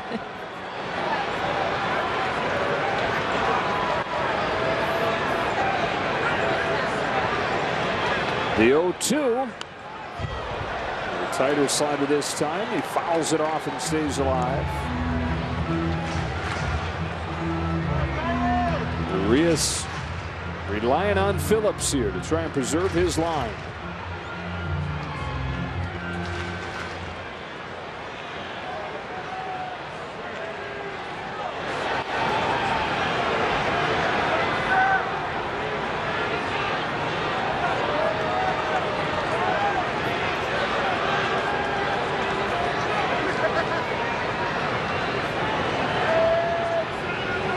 Nothing but sliders so far from Phillips. Here he comes again with a fastball to the corner, strike 3. Explodes out of his hand at 98. The 3 straight sliders, same part of the plate. Then he goes 98, same spot. Dixon Machado's got no chance because you got to understand he saw a pitch 10 miles an hour less with the movement that he had. He's got to protect that. So he gets 98 on the corner. So you're thinking that pitch is going to break out of the zone like the first 3 pitches you've seen have. And with the increase in velocity, by the time you realize it's not going to do that, it's too late. It's Bayou. Mark Pryor comes out for a visit with Phillips because Mike Yastrzemski's been announced as the pinch hitter. Yastrzemski's had a hard time duplicating the last couple years' numbers this year. He's 2 for his last 19. The Dodgers starting left-handed pitchers the first couple games of the last couple games. He's not played since Monday.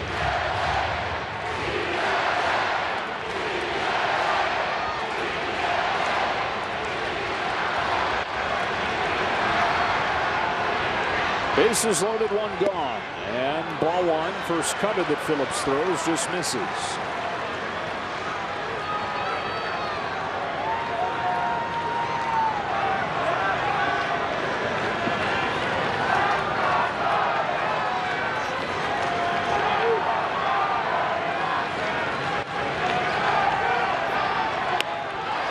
Pop fly short right. Betts comes on, makes the catch, throws back to second, double play. Fireman Phillips does it again out of a bases loaded jam, and it stays 3-0.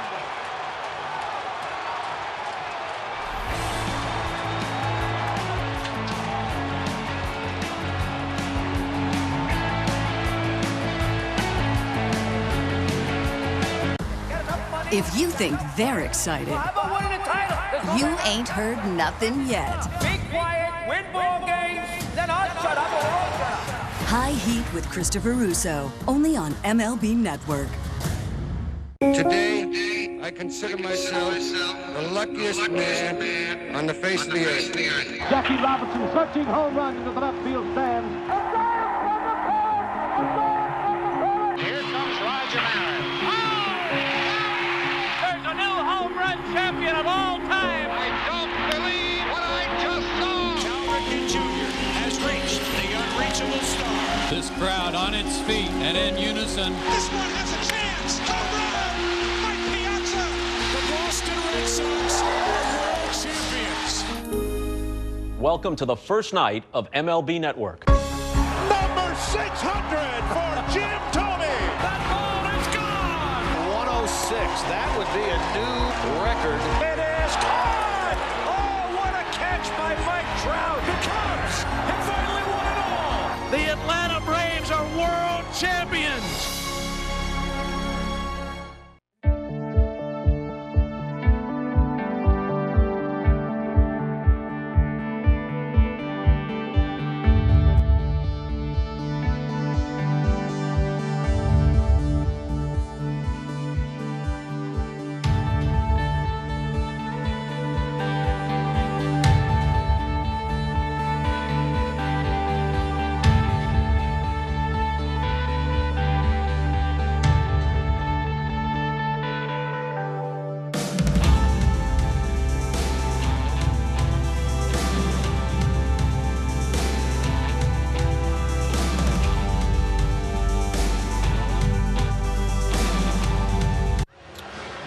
Dodgers up 3-0 as this game goes to the 8th inning. Somehow still up 3-0. Giants had the bases loaded, nobody out, could not score. Second night in a row, Evan Phillips gets out of that situation. You think too, especially crowds on their feet. I mean, they're going crazy. And Mookie Betts does it again, of course. Fly ball to right field, doubling off Luis Gonzalez. Not really sure where he was going on that. If he knows it was in right field, there's no chance that ball was dropping in. Freddie Freeman leads off this inning against Dominic Leone. Strike 1. Yastrzemski, after pinch hitting, stays in, plays right. Slater moves from right to center. I said Leone. It's actually Alex Young who's coming to the game. That's pop up into short left field that Dixon Machado catches.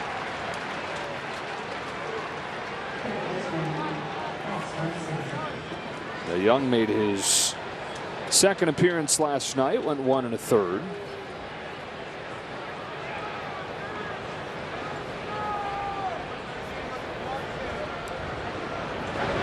Top of the order was so good last night. Has been so good just about every night these days, but top 3 in the order, just 1 walk.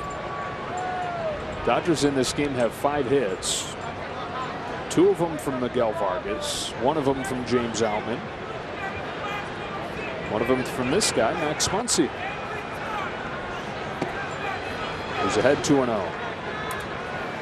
Like the bottom 3 in the order last night that drove in 5 of the 9 runs.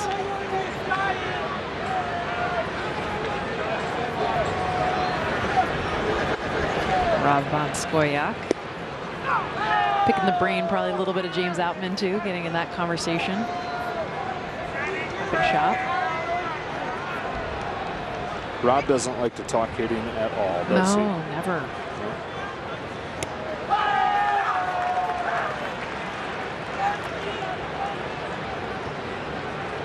He's just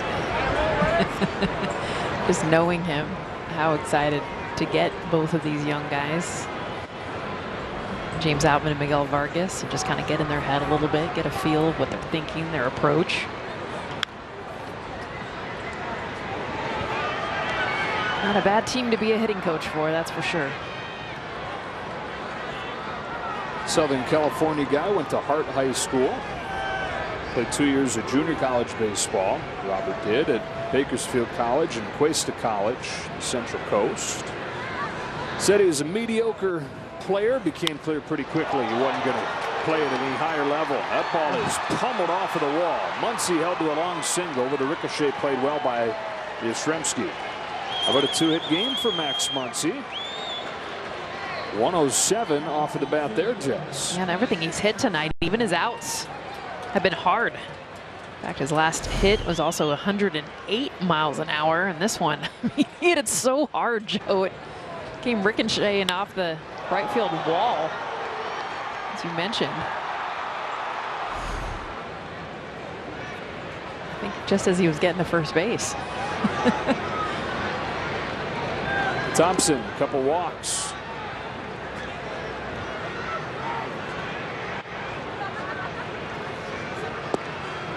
Strike 1 for Max Muncy, his first multi-hit game since July 5th.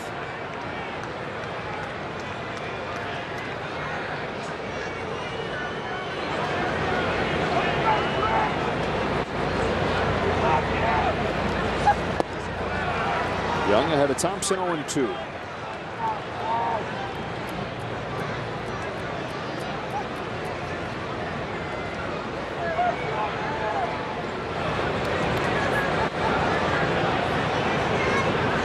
Alex Young, former Horned Frog out of TCU. He sure works through that delivery quickly, doesn't he? Looks like the leg kick is in fast forward. Yeah, it's part of kind of the funk that he has, because you're seeing arms and legs come at you quick. Different arm slot.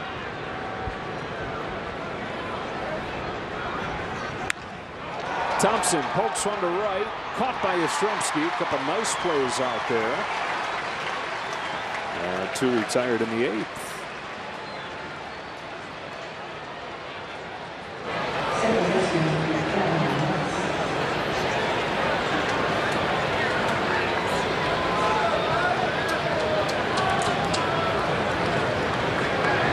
So now Lux, who's 0 for 3. After getting his major league leading 6th triple last night.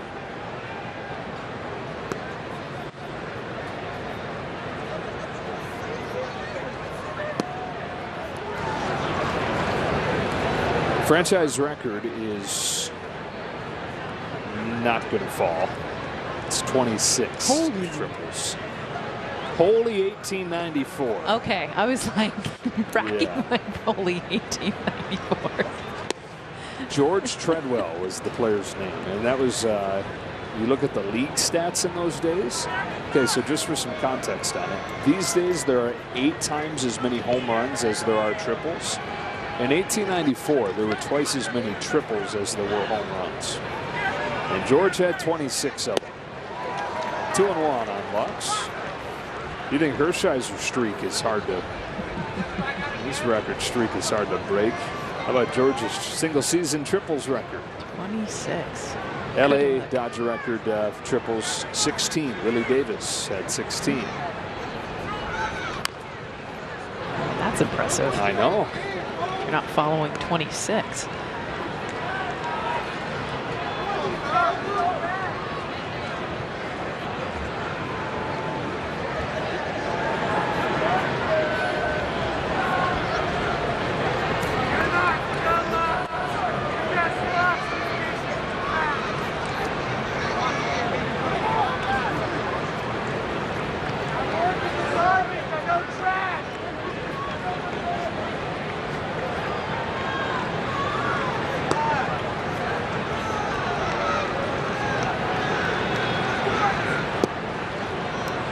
Count goes full. Muncy will get a head start from first.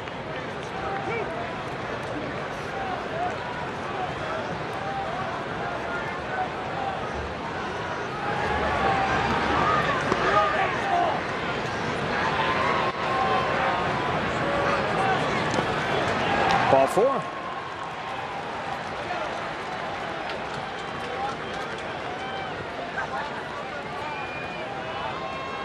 So that gets Miguel Vargas another opportunity in his first big league at bat. RBI double. So a Giants fan gets the ball. Blake Trinan comes over there and says, we're going to need that. And in exchange, signed a ball for the guy. And got Vargas his first big league hit ball. Good looking out. He just wanted it signed, and he's like, yeah, we're going to need this one.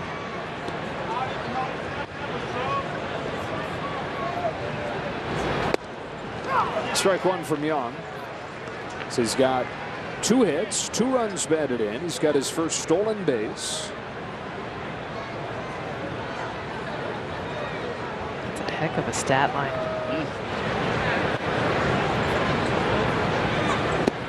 I think the stolen base was my favorite, though. I mean, after hitting that double, and you know, he loses his helmet, he's out of breath, you can just kind of feel the, like, all the feels when he gets to second base. Next pitch, he's diving into third, no throw. There's Mom again, can't breathe. Foul off, 1-2.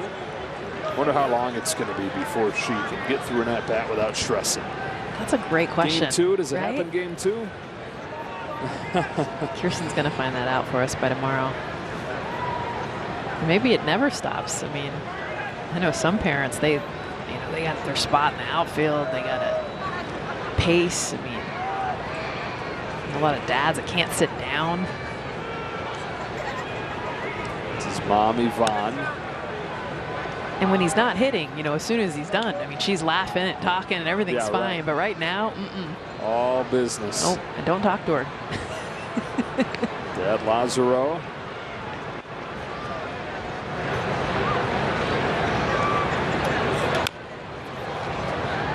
Two brothers, Alejandro and Alejandro. I'm going to get to the bottom of that one for you. Didn't have time. Now, you know, Wilmer Flores. He's one of 4 Wilmers. Yeah, his dad is Wilmer, his brother's Wilmer, and his brother's Wilmer. They all went by their nicknames. I was going to say, so what are their nicknames? Sky high, high enough where I can tell you the nicknames. Chiquito, Petacon, and Katire. Yep. Not high enough where I can tell you what all those mean.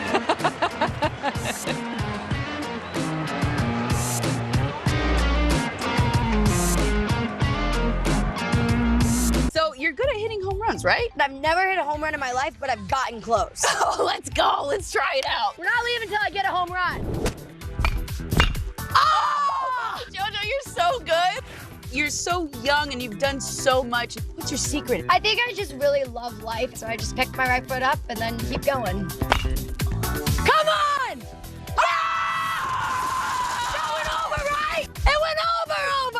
freaking love baseball. Today, I consider myself the luckiest man on the face of the earth. Jackie Robinson, 13 home runs into the left field stands. Here comes Roger Maris. There's a new home run champion of all time. I don't believe what I just saw. Cal Ripken Jr. has reached the unreachable star. This crowd on its feet and in unison. This one has a chance. Home run! Mike Piazza! The Boston Red Sox are world champions. Welcome to the first night of MLB Network. Number 600 for Jim Thome. That ball is gone. 106. That would be a new record. It is caught. Oh, what a catch by Mike Trout. The Cubs have finally won it all. The Atlanta Braves are world champions.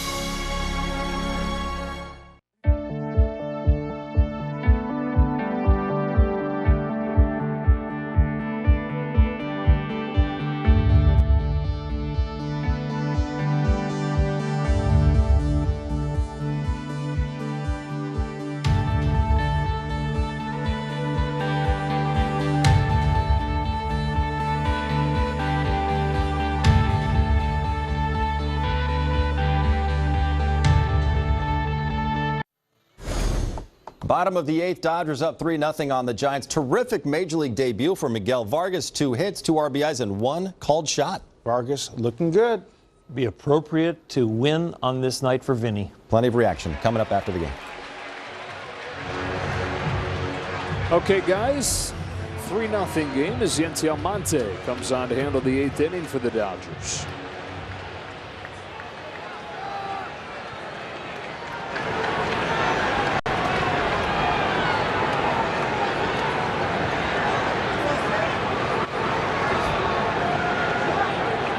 Top of the order for the Giants, Austin Slater, 0 for 3, watches ball 1.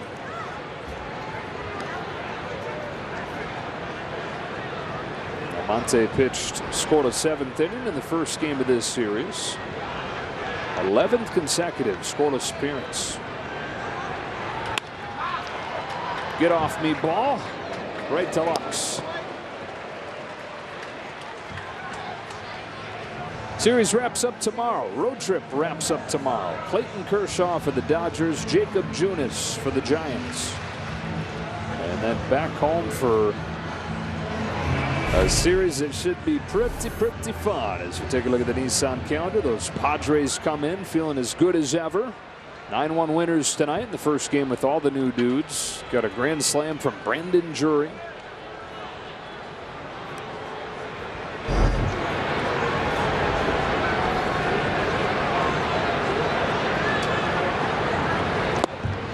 Strike 1 on Wilmer Flores. All right, so Chiquito was the youngest of the Wilmers.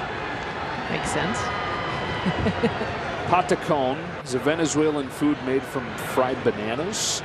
That was the other. And this was Catira, a Spanish word for fair skinned, light haired. And that's what he was when he was a young boy.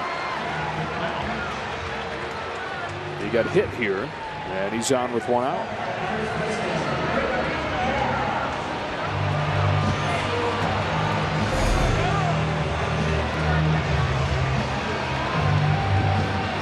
Raises the forearm. Dodgers had to hope that he was swinging there, but laid off, and so he's on.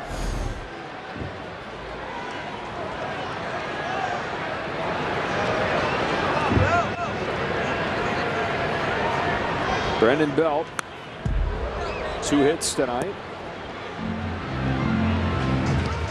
The self-appointed, self-promoted team captain who has embraced that role with a smirk. Started last year on the team plane. They landed in Chicago. Brandon was trying to have some fun. He said he was going for shock value. So he stands up and shouts at his teammates, "All right, everybody stay in your seats until your captain gets off the plane." They stayed put. He got off. Breaks his bat on a fly ball to short right field, but Gavin Lux makes the catch on. I'm the captain now, he says. And Belt is out number 2. The next day, Brandon shows up to Wrigley Field with a C on his jersey. They taped it, went up and hit a homer. And the running joke was off and running. Opening day this year, left field gate opened up. Out came a speedboat hitched to a pickup truck. And sitting in that boat, legs crossed with a white captain's hat and a full Giants uniform on, was Captain Brandon Belt. Threw balls into the crowd as he rode into the infield. Hopped off the boat and threw out the ceremonial first pitch. And then went and played first base on opening day. That's got to be a first. And anyone who knows Brandon Belt, I mean, someone who had the nickname Baby Giraffe, totally embrace that nickname coming from how he looked on a foul ball, trying to, like a literally giant animal, baby animal, trying to catch it. Joked about how uncoordinated he was when he first was playing. Tommy La Stella here. 3-0 game, 8th inning. In the dirt. Ball 1 from Almonte. Love that. You got to have guys like that over the grind of a full season to keep things light. And some self-deprecation. I think that definitely helps. A lot of egos in the game.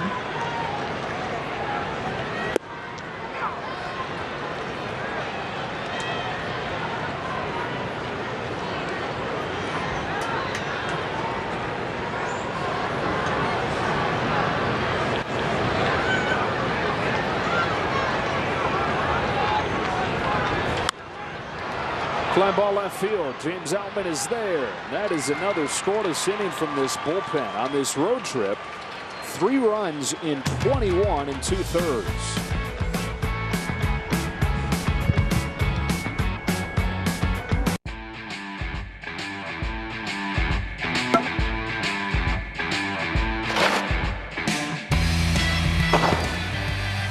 It's time for MLB Pitch Hit and Run, the official youth skills competition of Major League Baseball.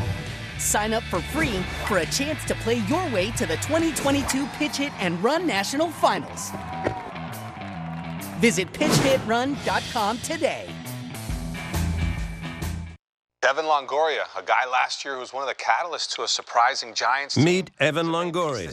He's watching MLB Network. Longo's hitting with big-time power. Still that because that's what baseball fans do. Here we go, Longo, 2022.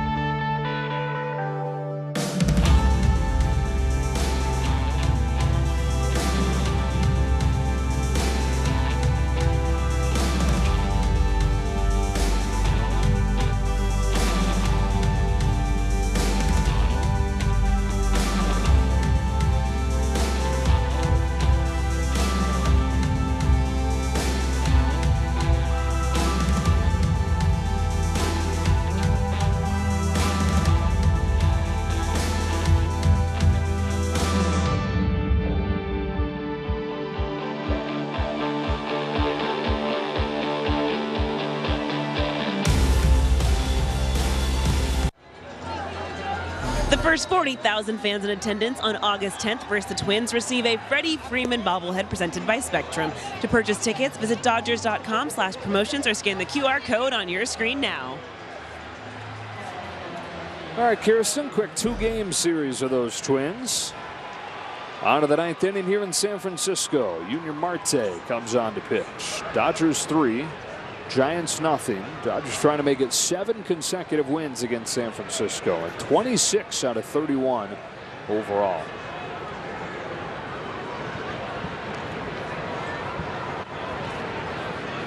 James Outman, 1 for 3. On base 8 times in his first 3 games in the majors.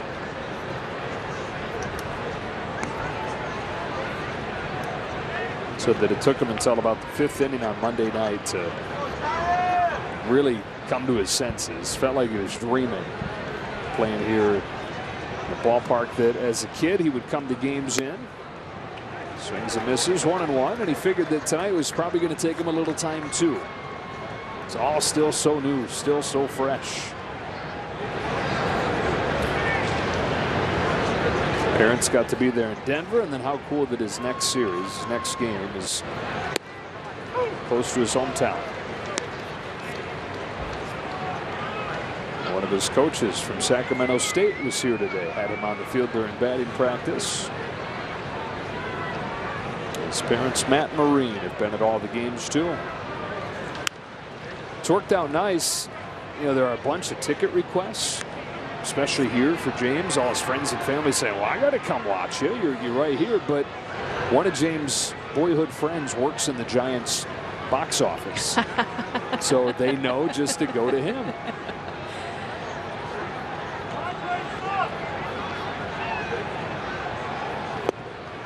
Fastball at 97 gets him. 1 gone in the 9th.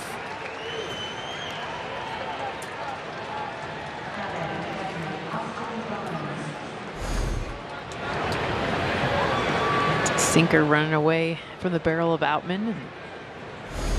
3rd strikeout for him, but he had the single his last at bat.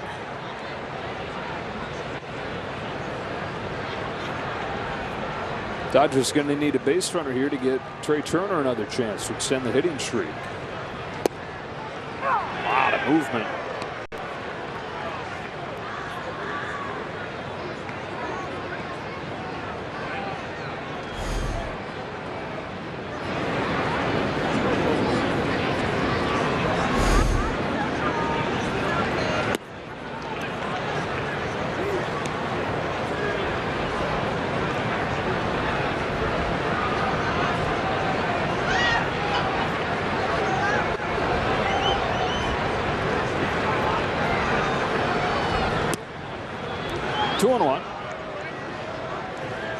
For the Giants in the 9th inning, Davis, Gonzalez, and Bart coming up against Craig Kimbrell. Ooh, he let the hair down. I was going to say he's letting the locks flow. Marte gets the comebacker and gets Barnes. 2 out.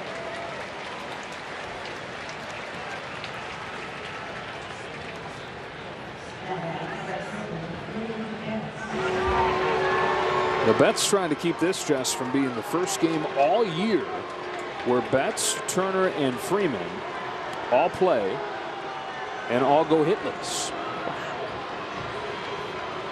I can't imagine there's many lineups in baseball that have yet to do that. It's the 104th.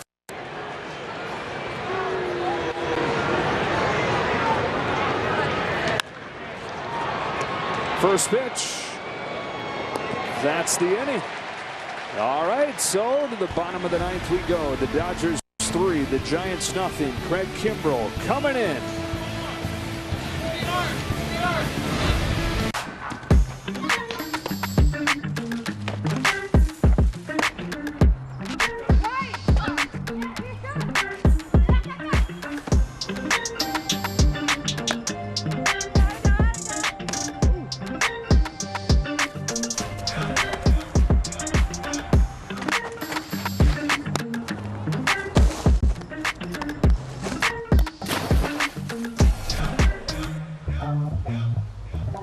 Join Kevin Millar and Steven Nelson on a quest for legends worthy of the sacred prize. It's unpredictable coverage that will have you on the edge of your seat.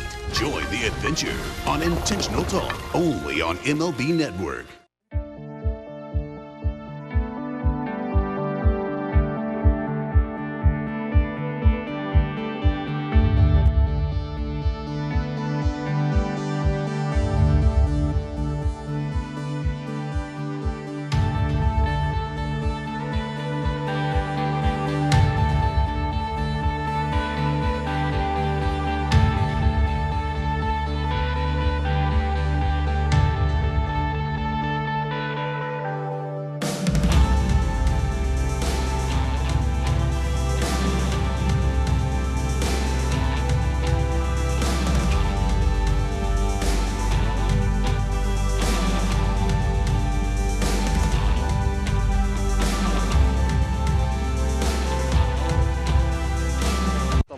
flowing. Trying to lock down a 3-0 game. Dodgers looking for their 7th straight win over the Giants. Kimball struggled a little bit in Denver. It's been kind of that sort of season for him. Previous 8 appearances, it only gave up 1 earned run. Still got the save. Gave up 2 runs. Starts to lose command of his pitches once he gets into double digits. It's so important for him to be efficient, to find that success that we've seen from him.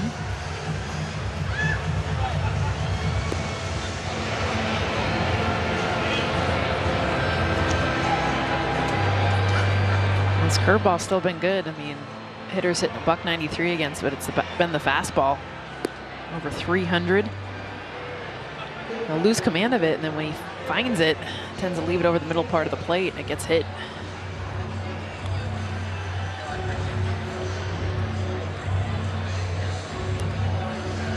Kimbrel only 2 1-2-3 saves since the start of June.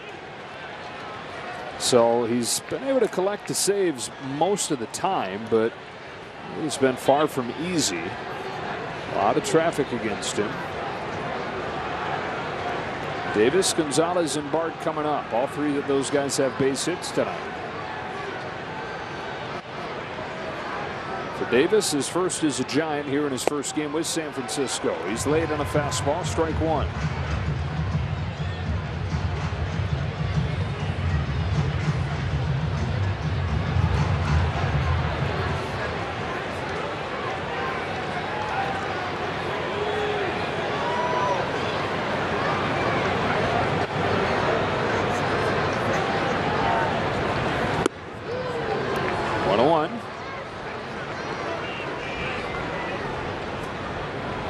Hoping to bring back to life the bat of J.D. Davis 2019 season. Not that he had a bad one last year, but 2019 he was on fire with the Mets. 307 batting average, OPS right around 900. 22 home runs. Cracks one in the air to right center field. Thompson is under it, makes the catch, and as we learned on Miguel Vargas's ball earlier tonight, that's probably a home run at Dodger Stadium and several other ballparks. But here, perfect spot for Trace Thompson to run it down. That's what our outfield does. You give him an opportunity, and couldn't find a better corner too. That 415 out in right center field gives you a lot of room when you got athletes that can do it. Trace Thompson, one of them. J.D. Davis introduced to Triples Alley. Wonder if that was a home run at Citi Field. I'm thinking yes. Luis Gonzalez, left-handed hitter, and these are the guys that have given Kimbrel a particularly hard time. Lefty's hitting .324.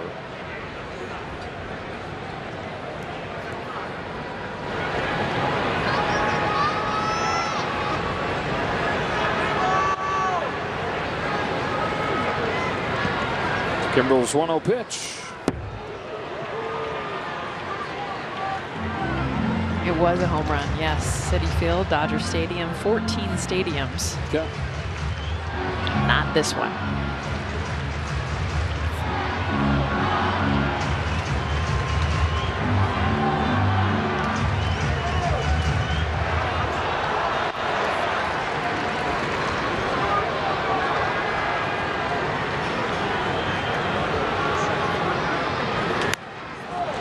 Fastball's popped up and foul ground to third. Out of play, 2-1.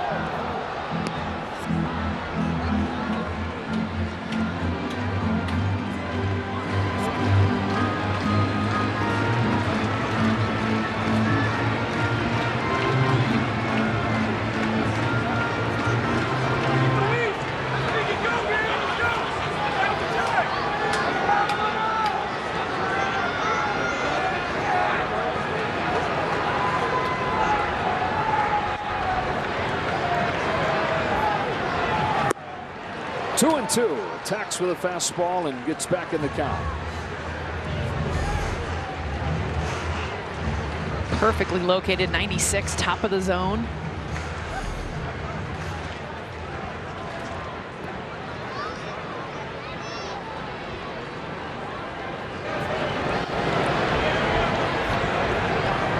Kimbrough comes home with a 2-2, and it's poked foul.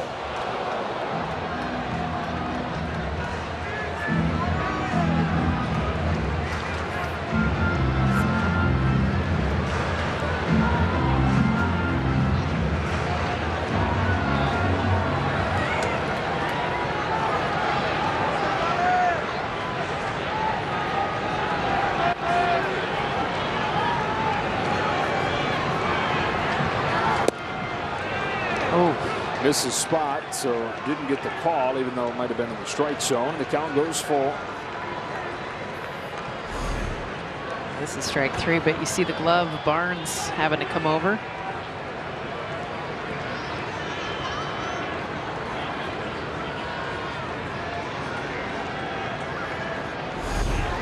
The 3-2, and he walked it.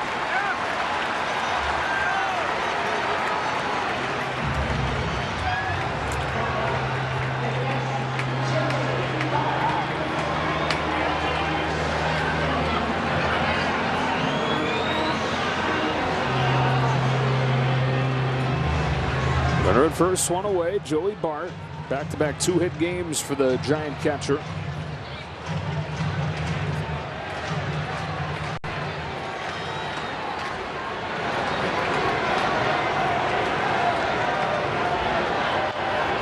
Lamont Wade in the on-deck circle. Bart trying to get him up there as the tying run. Fastball whistles in at 96.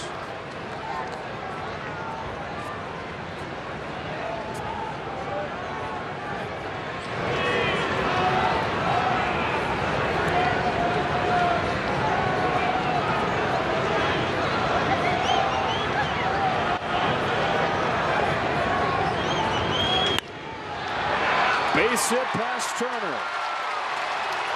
And the tying run does, in fact, come up.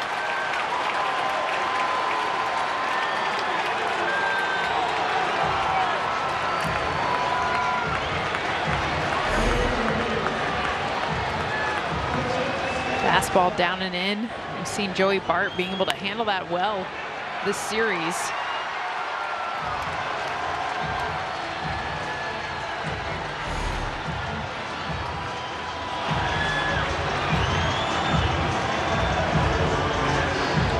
With Wade introduced as the pinch hitter, here comes Mark Pryor to talk with Kimbrough.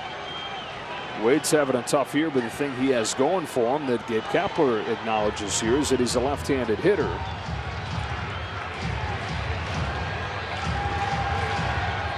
Lefties with an average 120 points higher than righties against Kimbrough. When you're looking at OPS, the OPS more than 200 points higher than for right-handers against Kimbrough.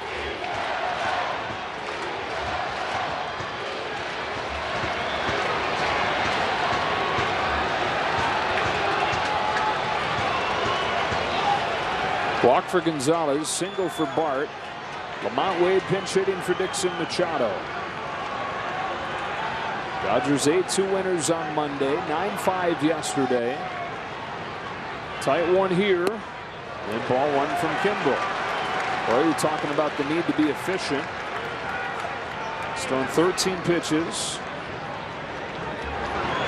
And you and Dave Roberts have pointed to that 20 pitch mark or so as the time when the stuff begins to diminish.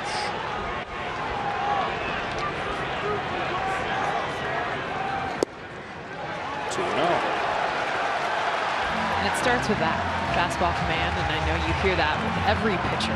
Everything works off of that pitch. Pinch runner coming in. Austin wins.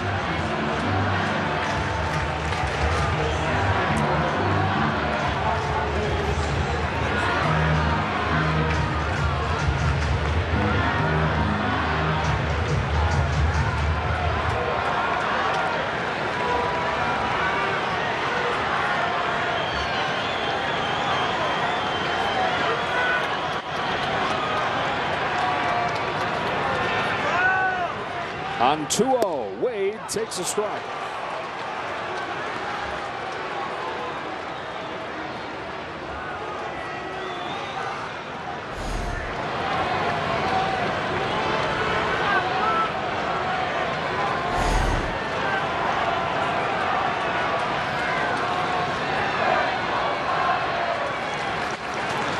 Tying run at the plate. One gone in the ninth. Tying run aboard. One gone in the ninth.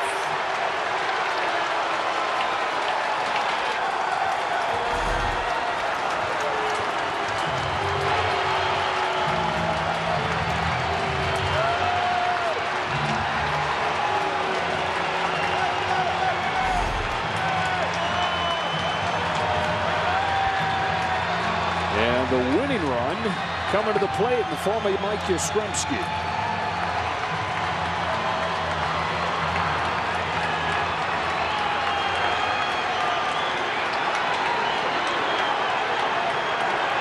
Yastrzemski, less than a month ago, came up against Josh Hader in the ninth inning with the bases loaded and hit a walk-off grand slam. Strike one on a fastball.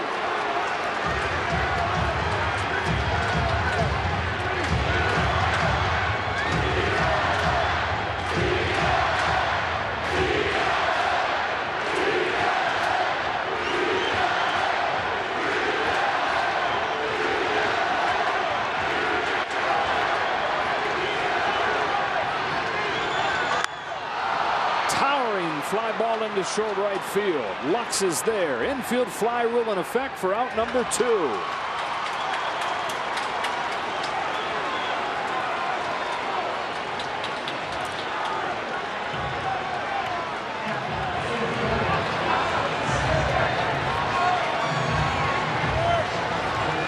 So he retires a left-handed hitter for the first time in this inning, and now it's a righty in Slater.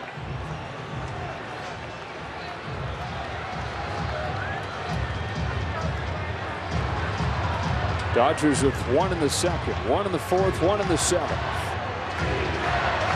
Giants have loaded the bases against Kimbrel.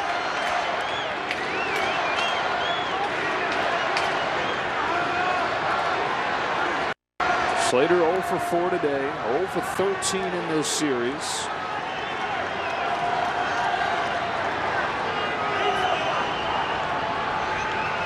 First pitch from Kimbrel is perfect. Strike one.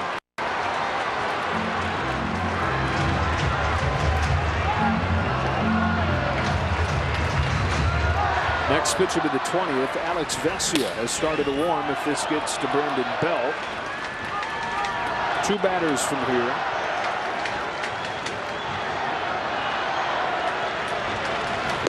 Swing and a miss, and it's 0-2.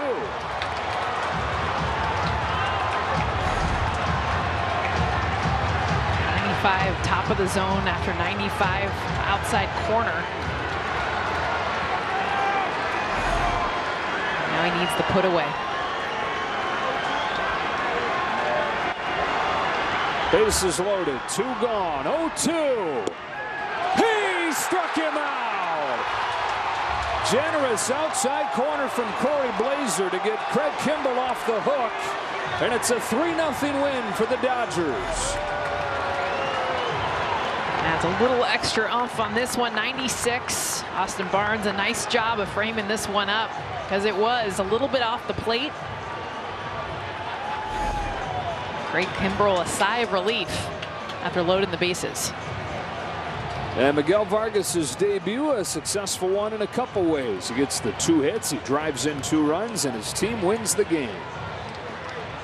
Dodgers are 6-1 on this road trip. They've beaten the Giants 7 consecutive meetings head-to-head. And overall, they've won 26 of their last 31 games.